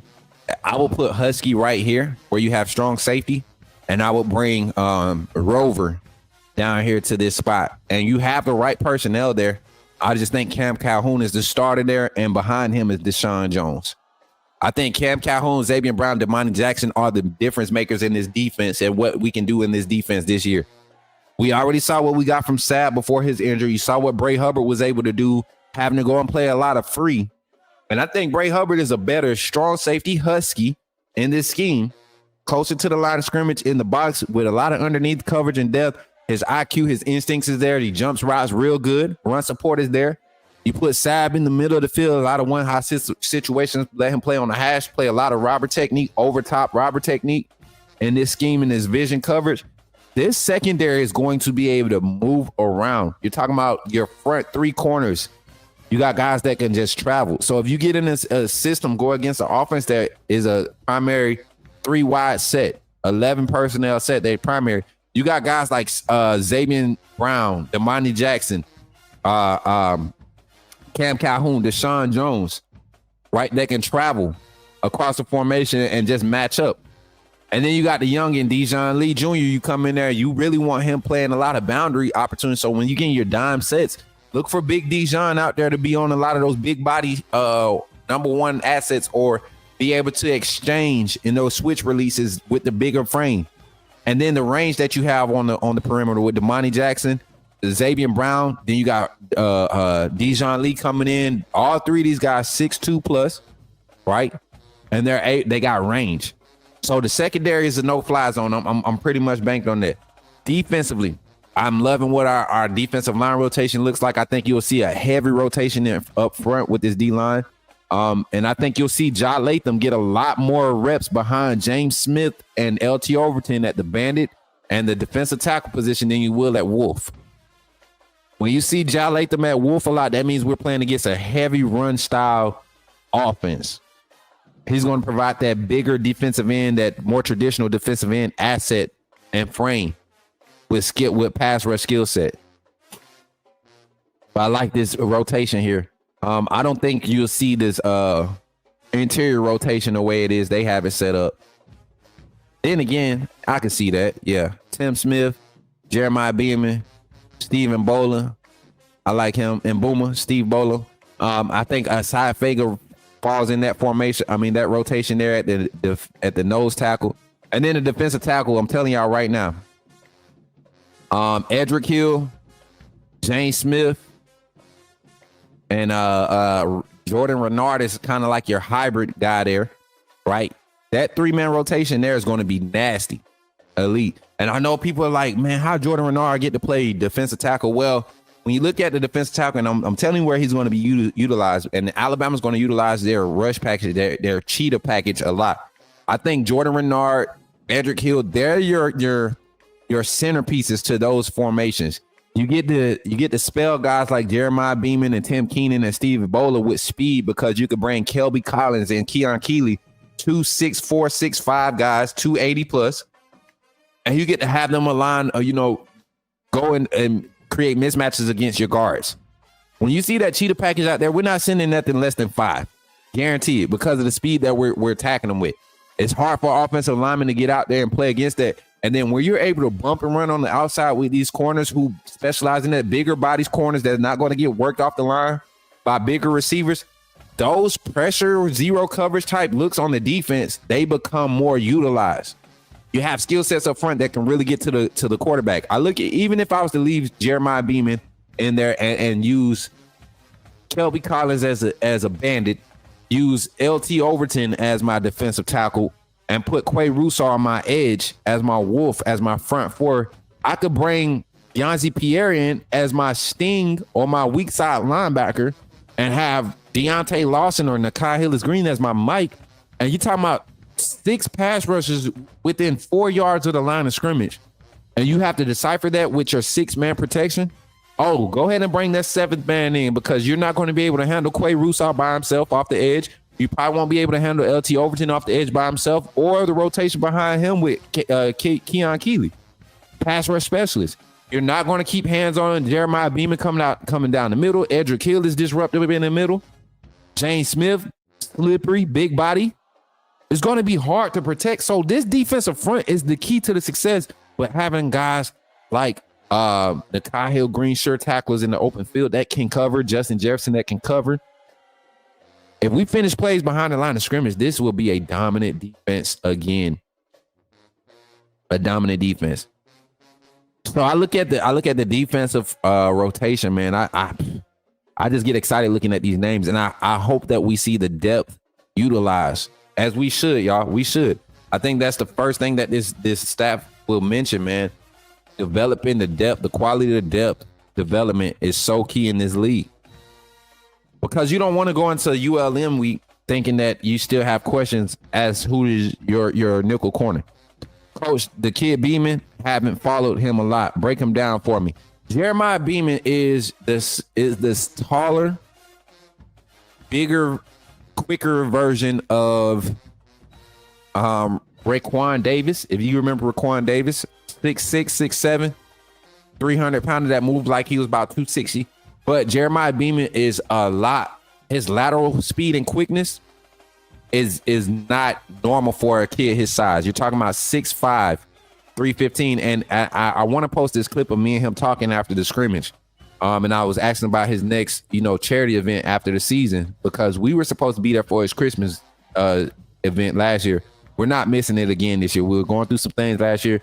But Jeremiah Beeman, if y'all don't know, that's like a personal thing with me and him. Watching him grow up, I know his family, but his hands, the violence in his hands with the technique that he's been able to develop over the past year, right? Last year, he was a freshman. And that Michigan game, you saw him. You saw 92 go out there and create a lot of disruption. 92, hands, boom, boom, violence in hands. If you go look at his high school film, every snap, it was like he was at the quarterback. You had guys trying to triple team, and that was him at a smaller frame. He was only 270 then. He's now 315 with the same type of get off. His first step is quick like a edge rusher, a true defensive end, and his tracking from being able to track down the run, his ability to flow down the line of scrimmage.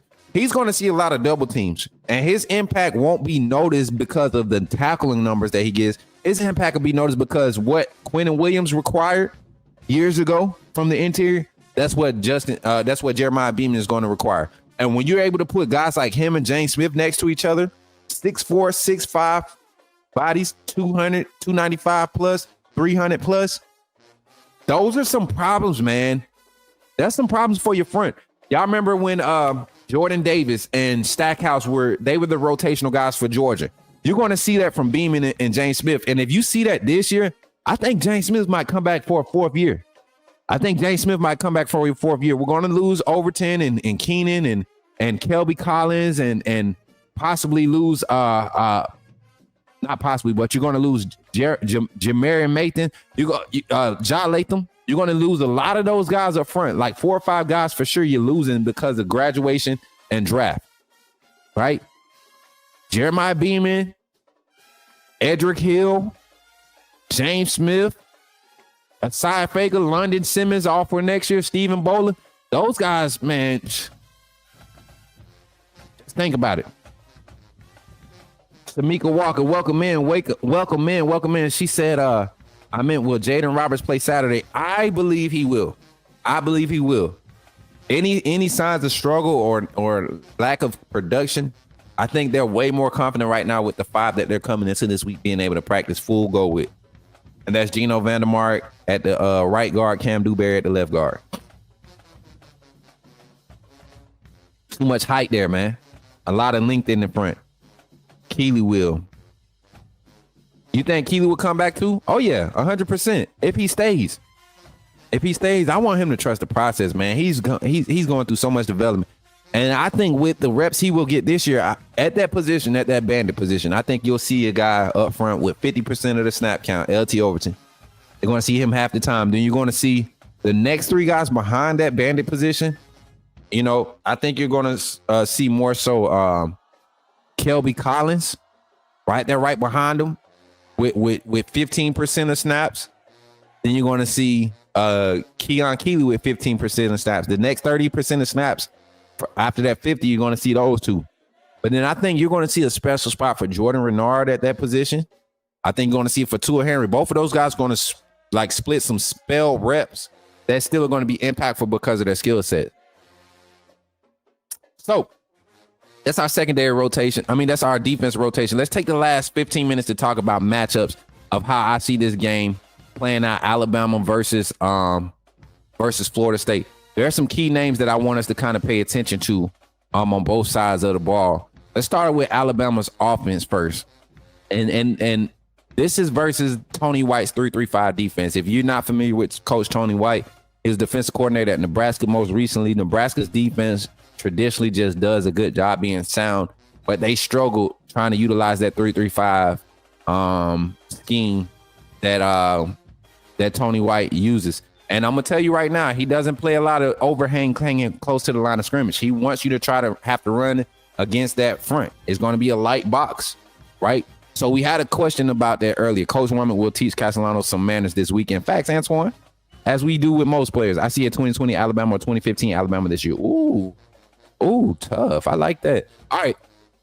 Key player to focus on this week, of course, we got a brand new starting quarterback at the University of Alabama. His name is Ty Simpson, the QB1.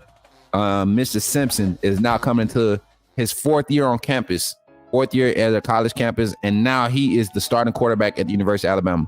A 5-star dual threat quarterback coming out of high school, set behind greats like Mac Jones. Wait, no, he wasn't behind Mac. Wait, he was behind Bryce. Ty was behind Bryce. And then he had to sit behind Jalen Miro for the last 2 seasons. So coming into his 4th year, man, Ty Simpson has displayed the very characteristics past the skill set on field, past what you can do with your arm, past what you can do as a quarterback for the job, right? It's the mental, it's understanding the leadership values and the qualities that carry through to get guys to trust you. Your wide receivers trust you. Your offensive line want to protect you. You're in a great position. Ty Simpson, how much do you press this game? I feel like he has a lot bottled up, and rightfully so. Rightfully so. He has every reason to be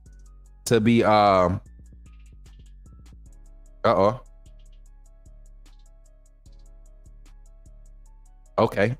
Y'all, I love where I'm at in the industry. I'm sorry, y'all. Real quick segue. I'm sorry. I have coaches writing me and texting me, sending me clips of players and stuff that I've covered over the summer. And y'all, I can't wait to do the reactions to some of these clips this week, y'all. This Thursday, make sure you tap in during the noon hour. We're going to be doing highlight reviews from all our high school prospects. If you're watching on Twitter right now, please retweet for your boy. Retweet for me. Let all the high school players know that want their high school highlights, they up-to-date highlights. If you posting highlights every week, whether it's on Instagram, Twitter, wherever you posting them, I want to see them. I want to react to them so we can get y'all them looks. What's up, Nay? Roll Tide. What's up, Nate? Good to see you. Good to see you over there in that TikTok chat. But yeah, so back to the conversation about Ty Simpson. This is his opportunity. I don't think the leash is as short as I thought it would be because of what he's been able to do consistently through the first 16 practices for fall camp. To build on what he did at spring ball, and then to come into fall camp and display the same thing. First scrimmage was immaculate. Second scrimmage was consistent, right? The offense as a whole didn't step up or perform like they did the first scrimmage of the fall camp. So you can't put that on the quarterback when he had 0 turnovers, right? He only had 2 or 3 incompletions, 1 throwaway, 1 breakup, and just one bad pass, right? So we're in a good position. Prize Picks got Ty's over and under at around 240 yards. What you think, Smook? I say he goes for 275, 3 TDs. I said 310, 315 passing, right? Because 37 pass attempts. You got to think on 25 of those pass attempts, you can average those out. Let's say 25, and let's say it's an average of 10 yards. You got to think this 25 of these pass attempts. You can have an opportunity in this game to get, 19, 20 first down passes, right? 19, 20 first down conversions in this game. If 25 out of the 37 passes, let's say I complete 21 out of 37, and my average yards per completion is anywhere 9.5 to 11.1, that's 300 passing yards off of 20 completions. So I think he hits the 300-yard mark first game of his first start of his career, and I'm liking the 3 passing touchdowns. Right, I think the key for Ty Simpson is I truly believe there will be an overthrow. There will be an almost pick. How does he rebound from that? I don't think Florida State will be able to force a turnover unless he has a bad exchange in the backfield with a handoff or something. I think that might be the hiccup or the turnover moment for the game. But it won't be because of Ty. You get what I'm saying? It'll be just an exchange type issue, and it won't be his fault. But how does he rebound from that? I think that's going to be a key to look out for. Give me your thoughts on Ty's stat line. Bring that comment back up by D Wade. Yeah, Prize Picks like to get you to buy into stuff, man. Fun fact: I played with and battled with Fred Ross from FSU. Former number 1 wide receiver from Florida. Major hype behind this game amongst friends. 2 blue bloods going at it. It's a major game, people. Facts. 2017 when it was happening, man. That was the one. That was what? Come on, man. Jalen Hurts and that offense coming into his second year as a starter. Damian Harris came in with a chip on his shoulder. Got the ride outs ready to take over that new wide receiver group. Tua was on the bench. Supposed to have been starting. Let's be honest. That was a year. Our wide receiver room will overwhelm FSU. They won't know what to do. Facts. Bam OG says 280 passing, 3 TDs with 65 rushing and 1 TD. Okay. I think the rushing is probably gonna be less. I think it's gonna be like 30 or less. He gonna scramble maybe 3 times in the whole game. The first 2 scrambles probably gonna be 2 yards, 4 yards, something like that. But then a 12 to 18 yarder in the red zone to read option into the end zone. 325, 4 TDs for Ty, 25 yards rushing. I like that other Jay. Maybe 2 of those quick jet sweep type passes. One to Ryan. I don't think Ryan gonna get one. I think Jeremy Bernard gonna get one. And I think Rico Scott will get one. Melvin said he back. Now let's break down the defense. Let's break down Alabama's offense versus defense. That 3-3-5, like I told y'all, they're going to want us to run against it. I think the surprise is how much we utilize the run game and the volume that it utilizing and the plays in a row that we run the ball. I think we're going to see Ryan Grubb really dig into that running back rotation. Coach G, I truly believe his development of the running back room has been immaculate over the past 8-9 years he's been at Alabama. I think it's been 8 years now, 9 years, right? And we're going to see what type of development he does past your number 1 back, number 2 back. Because Richard Young going to be the bell cow, but Daniel Hill's going to get opportunities. Dre Washington's going to get opportunity. I truly believe AK Deer might get some opportunities late in the second quarter, early in the third quarter. We're going to see this running back room utilized 3 deep for sure, though. 3 deep for sure. The running back that I think we need to focus on this game, players to watch for, and that's what we're doing right now, players to watch for, game 1 versus Florida State. I'm going to scroll up and I'm going to go to running back we need to watch for. Let me scroll out. And y'all know who I'm going for. I can't pick one. I got to go with both of my guys, man. None other than Daniel Hill and Richard Young. I've had them circled. Their tandem, their duo. I've had them circled even when Jam Miller was healthy. I feel like they're the game changers, and now that they're going to be like the primary source of what our run game has to produce or be asked to produce.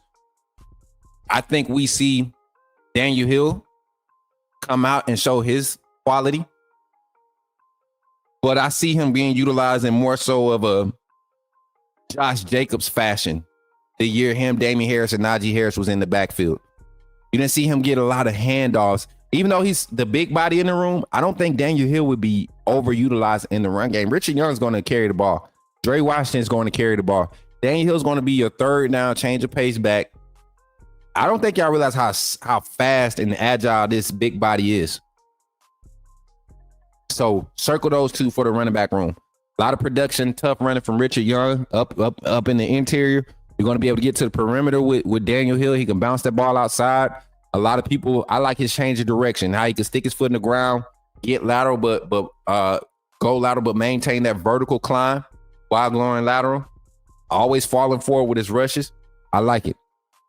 And then in the wide receiver room, let's go to the wide receivers. I'm telling you, it's 2 wide receivers right now that I'm telling y'all to watch for this game. Let's talk about the first one.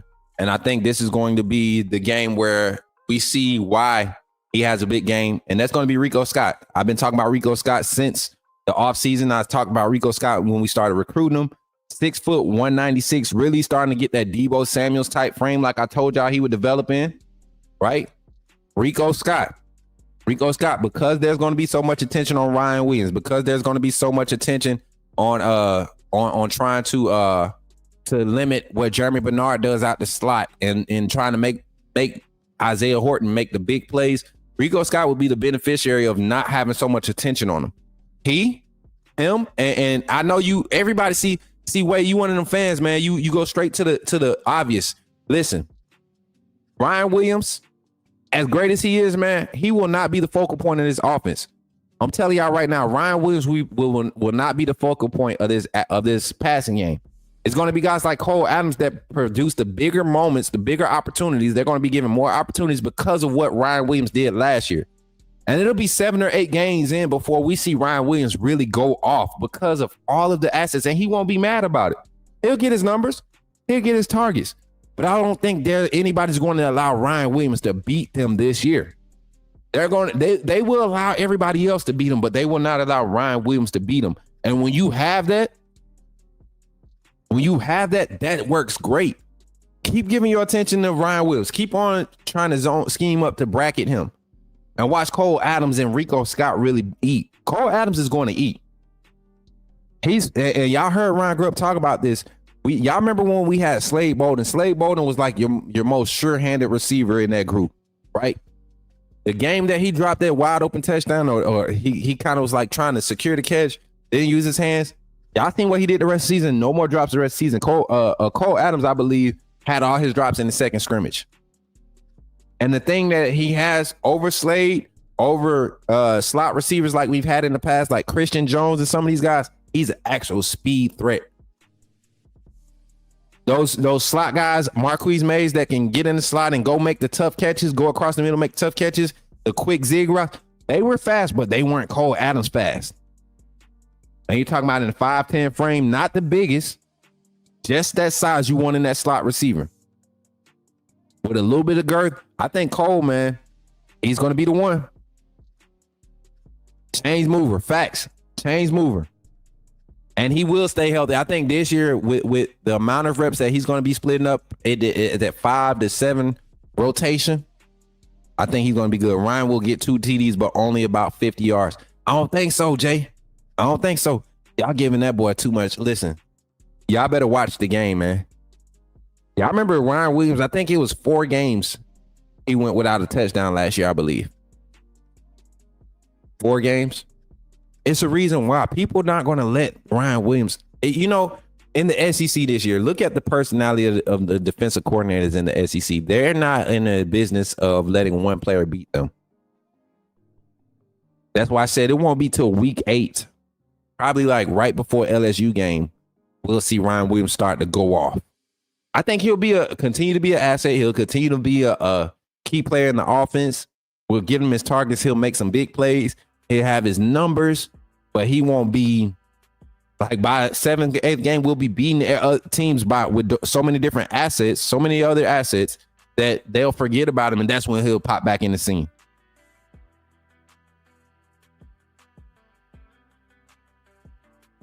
Ryan is the man. Stop it, Smook. Hey, he is. That's why I'm telling you, other receivers are going to be able to benefit from it. That wasn't Miro's fault. Miro can't make you fumble on a crosser where you take 3 steps and you just fumble the ball.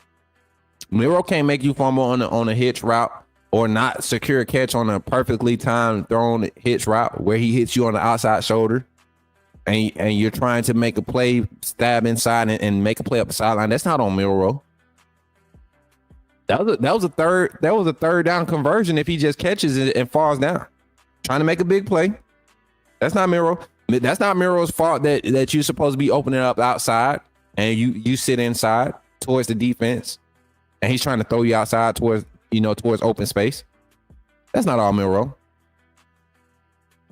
Miro missed him 5 times against Tennessee. 3 of those times he got no protection on the left side, so he's running with somebody on his back. Kind of hard to trust your protection and make quality reads, especially against a defensive lineman like James Pierce last year. I know. Grubb going to move Ryan around, slot out wide, etc. Slim Reaper 2.0. Y'all are so fixed on this Ryan Williams thing, man. I hate it for y'all. I hope y'all don't be mad about the other players getting their shine and getting their production.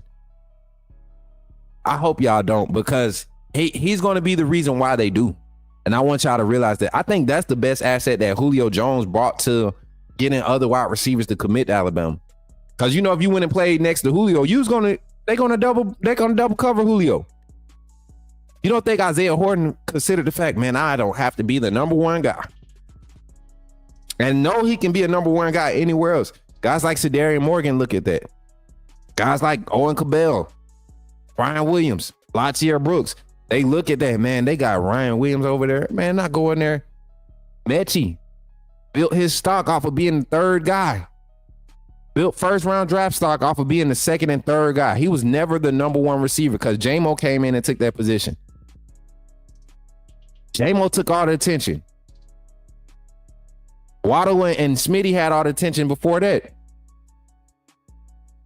You know why Henry Ruggs ended up being the 1st round pick? Because they could not key on just him. Jerry Jeudy was the guy that they was keying on.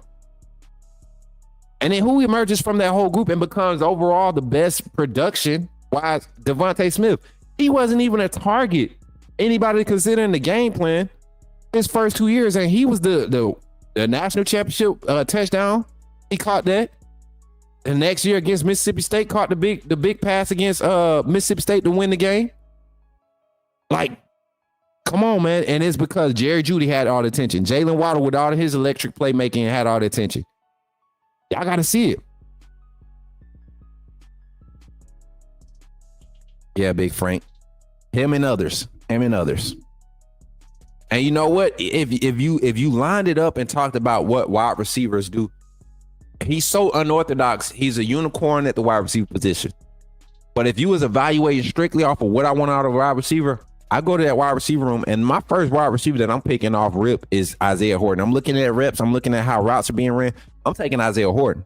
He's a mismatch problem. 6'4", 200, 4.4 speed, sure-handed, strong route runner, can separate out of the breaks. And then I look at Ryan Williams, I'm like, okay, now I got a mismatch. I can play him in the slot. That's why I love seeing Jeremy Bernard and Ryan Williams on that twin side where the two wide receivers are split at. I love seeing that. And then you get to throw in, maybe mix that up with a Bach and a Cole Adams, or a Cole Adams and a Ryan Williams, or a Jeremy Bernard and a Rico Scott, or man, all these different combinations of that wide receiver rotation. That's going to be nasty, y'all. Besides Squirrel White, you don't see another threat. What do you mean? What's up, Bluff? Good to see you over there on the YouTube side, bro. Good to see y'all. So, closing out the show, y'all. I think right now, defensively, against Gus Malzahn and his offense, and I'm not closing out the show, I'm sorry. Talking about defense and offense. Y'all keep getting me caught up on this offense. Let's talk defense. Alabama defense versus Florida State's offense. Thomas Castellano, all the crap he been talking, that has nothing to do with what's going to happen on the field. I think schematically, Gus Malzahn is coming in with a real game plan to get us off balance. That's what Gus Malzahn does and has a expertise in doing, getting defenses off balance with the formations, some of the pre-snap motions, and things that you're going to see from this Florida State offense this Saturday. All right, you look at their roster, and I'm going to go to their depth chart right now, and I'm going to pull it up for y'all. I do got it in the background. Let me make sure I got the right one.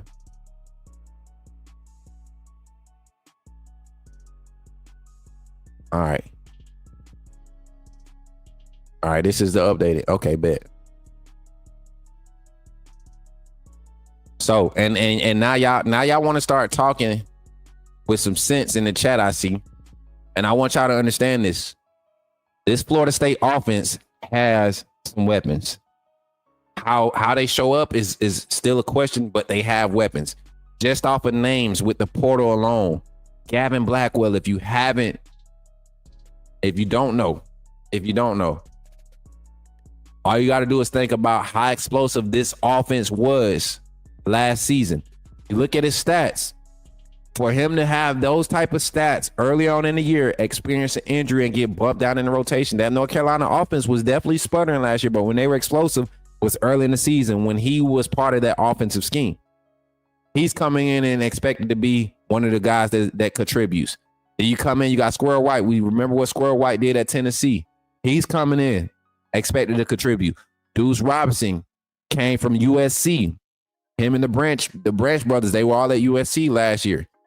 He's coming in expected to produce. So they got the wide receiver assets just off the first three. Elijah Moore, one of the top freshmen from last year recruiting class. He's in this wide receiver room. So they have weapons. I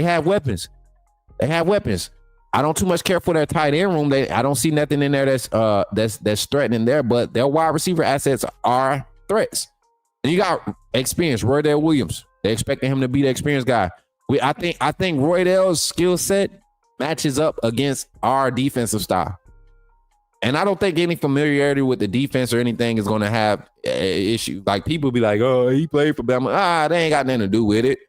He didn't play in the scheme last year. He didn't even see the 4-2-5. He ain't seen K1 defensive play calling last year.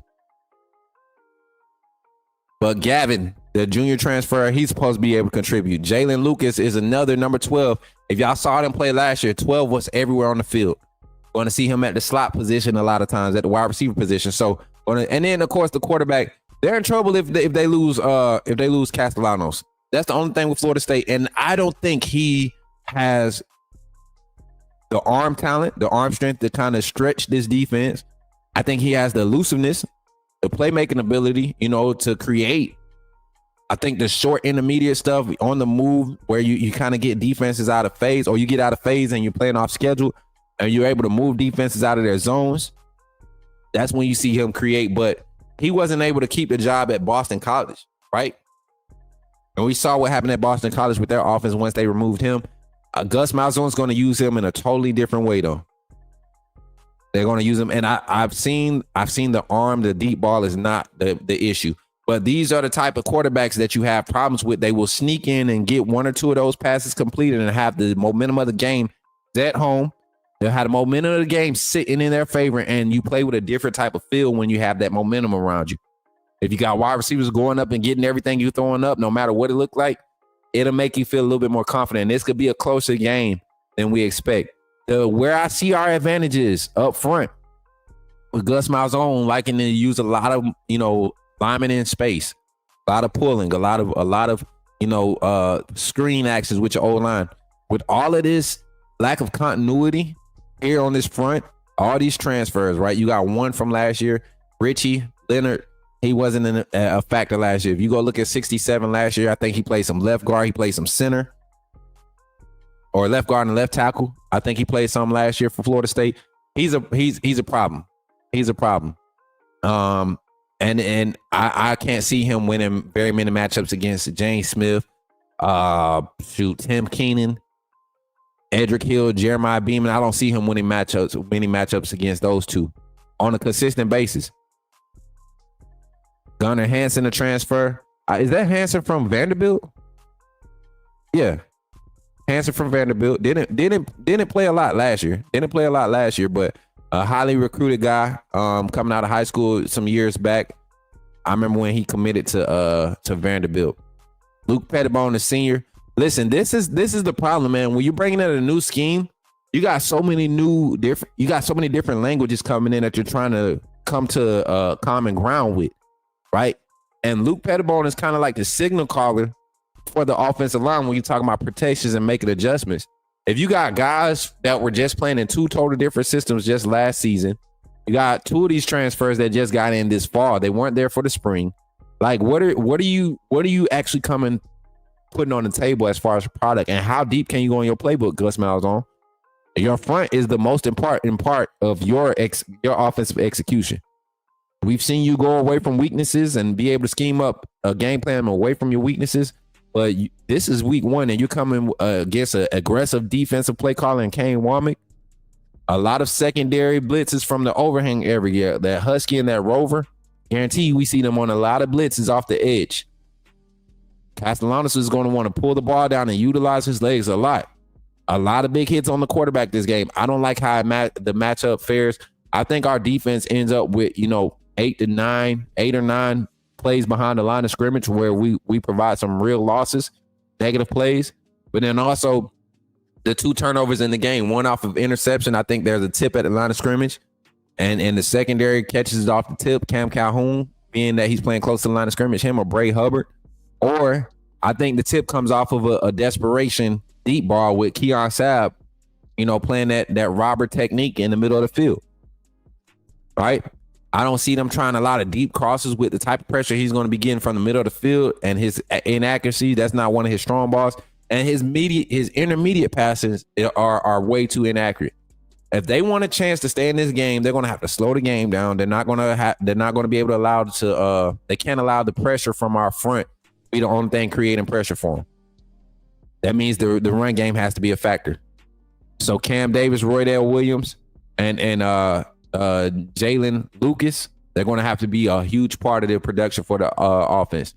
And we already talked about the defensive matchup. I told y'all they're not going to load the box. Their secondary, I think we have the mass advantage in the passing attack. If they don't load the box and commit to the run game, we can see those 37 passes coming, like this, majority of those 37 passes that I'm predicting to come in the second quarter. Now, if this game comes out and Ty Simpson is just eating up the pass game, and I think 27, 28 pass attempts first game with 24, 28 passing, with them playing so soft on the ball, it might amount to some bigger numbers. We got a lot of players on this roster. They get the ball early and get in transition. Get in yards after catch. They make some plays. They get really elusive. So offense is going to look good this year. Defense is going to look good this weekend to start off. We'll get back into our show this evening, y'all. We don't went way over time. We'll get into our show this evening, and we'll talk about get some of your predictions on the phone line. We'll get some of your key players to look at, all of that stuff tonight here on the Coach Smook Network, the Coach Smook Call-In Show. But on your way out, chat, let's try to get this this finish done here in the last 3 minutes of the show. All right, on your way out, make sure you hit a like button on whatever platform you're on. Make sure you hit a like button, right? And drop the likes on the stream. How many we get at YouTube, y'all? How many we get on YouTube? I got too excited. This kickoff week, y'all. I'm excited. I'm like a kid in a candy store right now. Bama this weekend, Florida State. We got 46 likes on the stream, man. 4 more likes and we would have been at 50. Come on, y'all. Let's get the 4 more likes, man. What up, London? Good to see you in the chat on YouTube. Good to see Frank White. Good to see you. Coach, he said, what'd he say? Let me look at this. He said, Coach, what's your gameplay against a team with new coaches, lack of film, hella transfer? This game tricky. You go at them. You be physical. You got to dominate physically, right? That's the first thing in the trenches. You got to dominate the trenches. But when you hit them in the mouth in the trenches, when you're able to establish some impact in the trenches, that's the run game. When you're able to blitz up the middle, when you're able to stop the run game with your front 5, your front 6, right? That's a intimidation move. That's an intimidation move. When you don't have to commit extra assets to get pressure on the quarterback, that's an intimidation move. If you're able to establish that in the first 4 drives, that's on both sides, 2 offense, 2 defense. That third drive you get on your offense or your defensive possession, the third time you're on there, and your rhythm is kicking and flowing, that's going to be the key to a game where new minds coming together and trying to be cohesive. We saw that happen against Bama last year. Games where we didn't start off in front. You saw where it took time for us, the staff, to come together and for philosophies to mesh and be effective. If you do that against Florida State, I don't think Norvell has the staff right now. They don't have any type of continuity, and there's too many head coach, play caller heads that's going to clash in that space. A lot of pressure on Florida State at home. A lot of pressure on Bama too, just with the expectation. Man, stop, Mike Jones. Stop with all that. How will he do against the 3-3-5 defense? I think hey, listen, Jaquan. I think what you see is you got to get the safeties walk down. Get some more help in the box, and the only way you're able to do that is with the run game. Shout out to the 50 likes on stream, man. Shout out to the 50 likes on stream. Appreciate y'all, man. Get a horn on that bad boy. Yes, sir. Here on the Coach Smook Network, AAA family. Giving us the 50 likes on stream.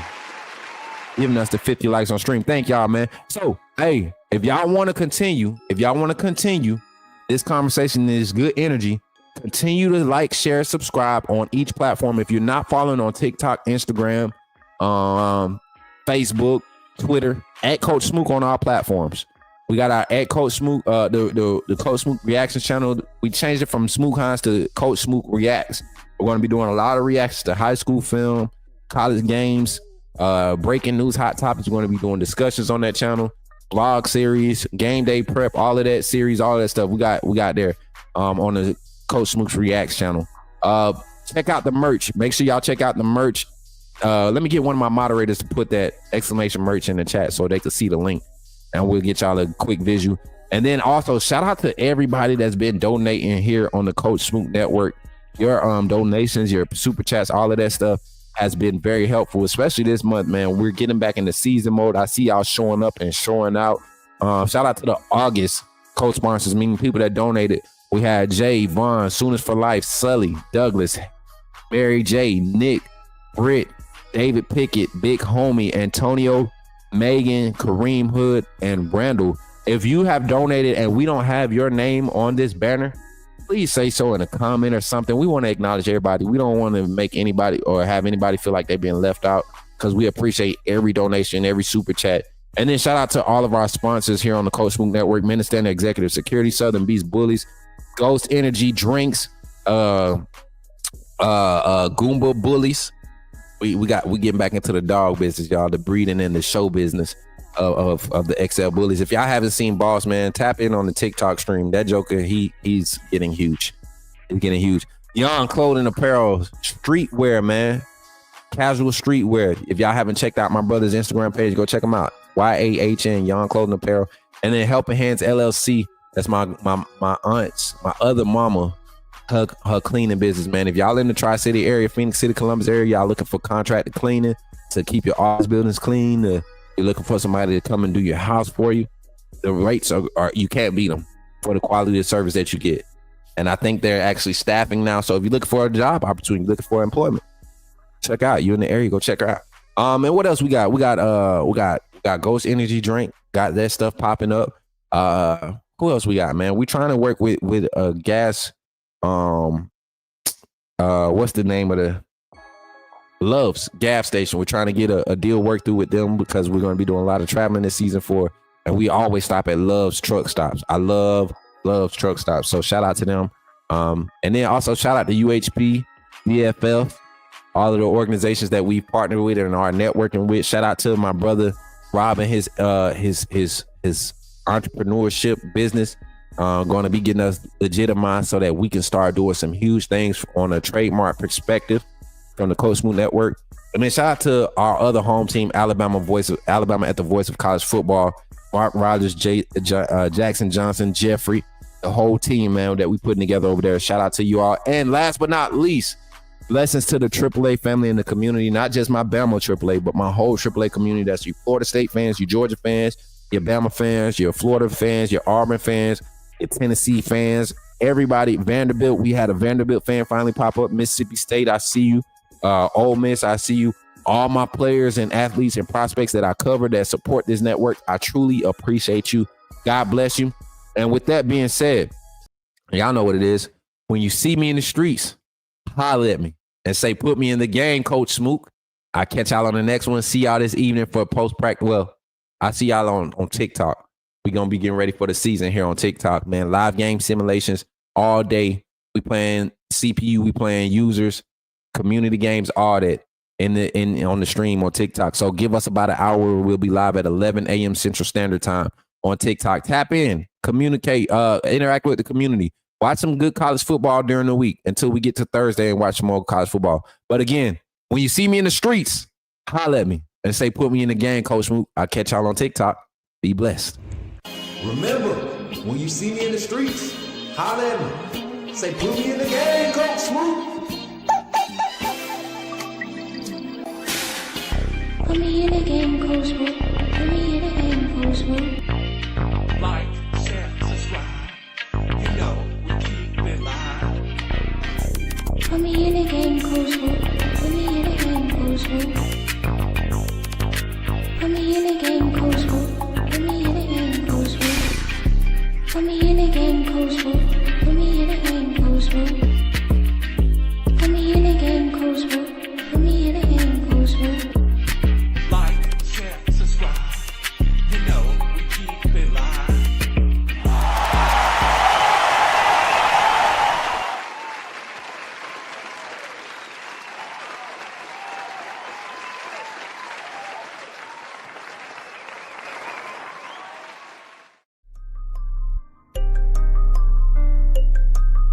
Hit hard like a tackle, making plays, I'm about to break some. Keep me off the ball, I run it back, I'm about to shake some. Ready to play, I'm ready to play.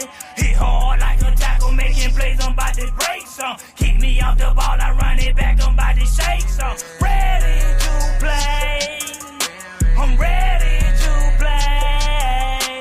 Hit hard like a tackle, making plays, I'm about to break some. Kick me off the ball, I run it back, I'm about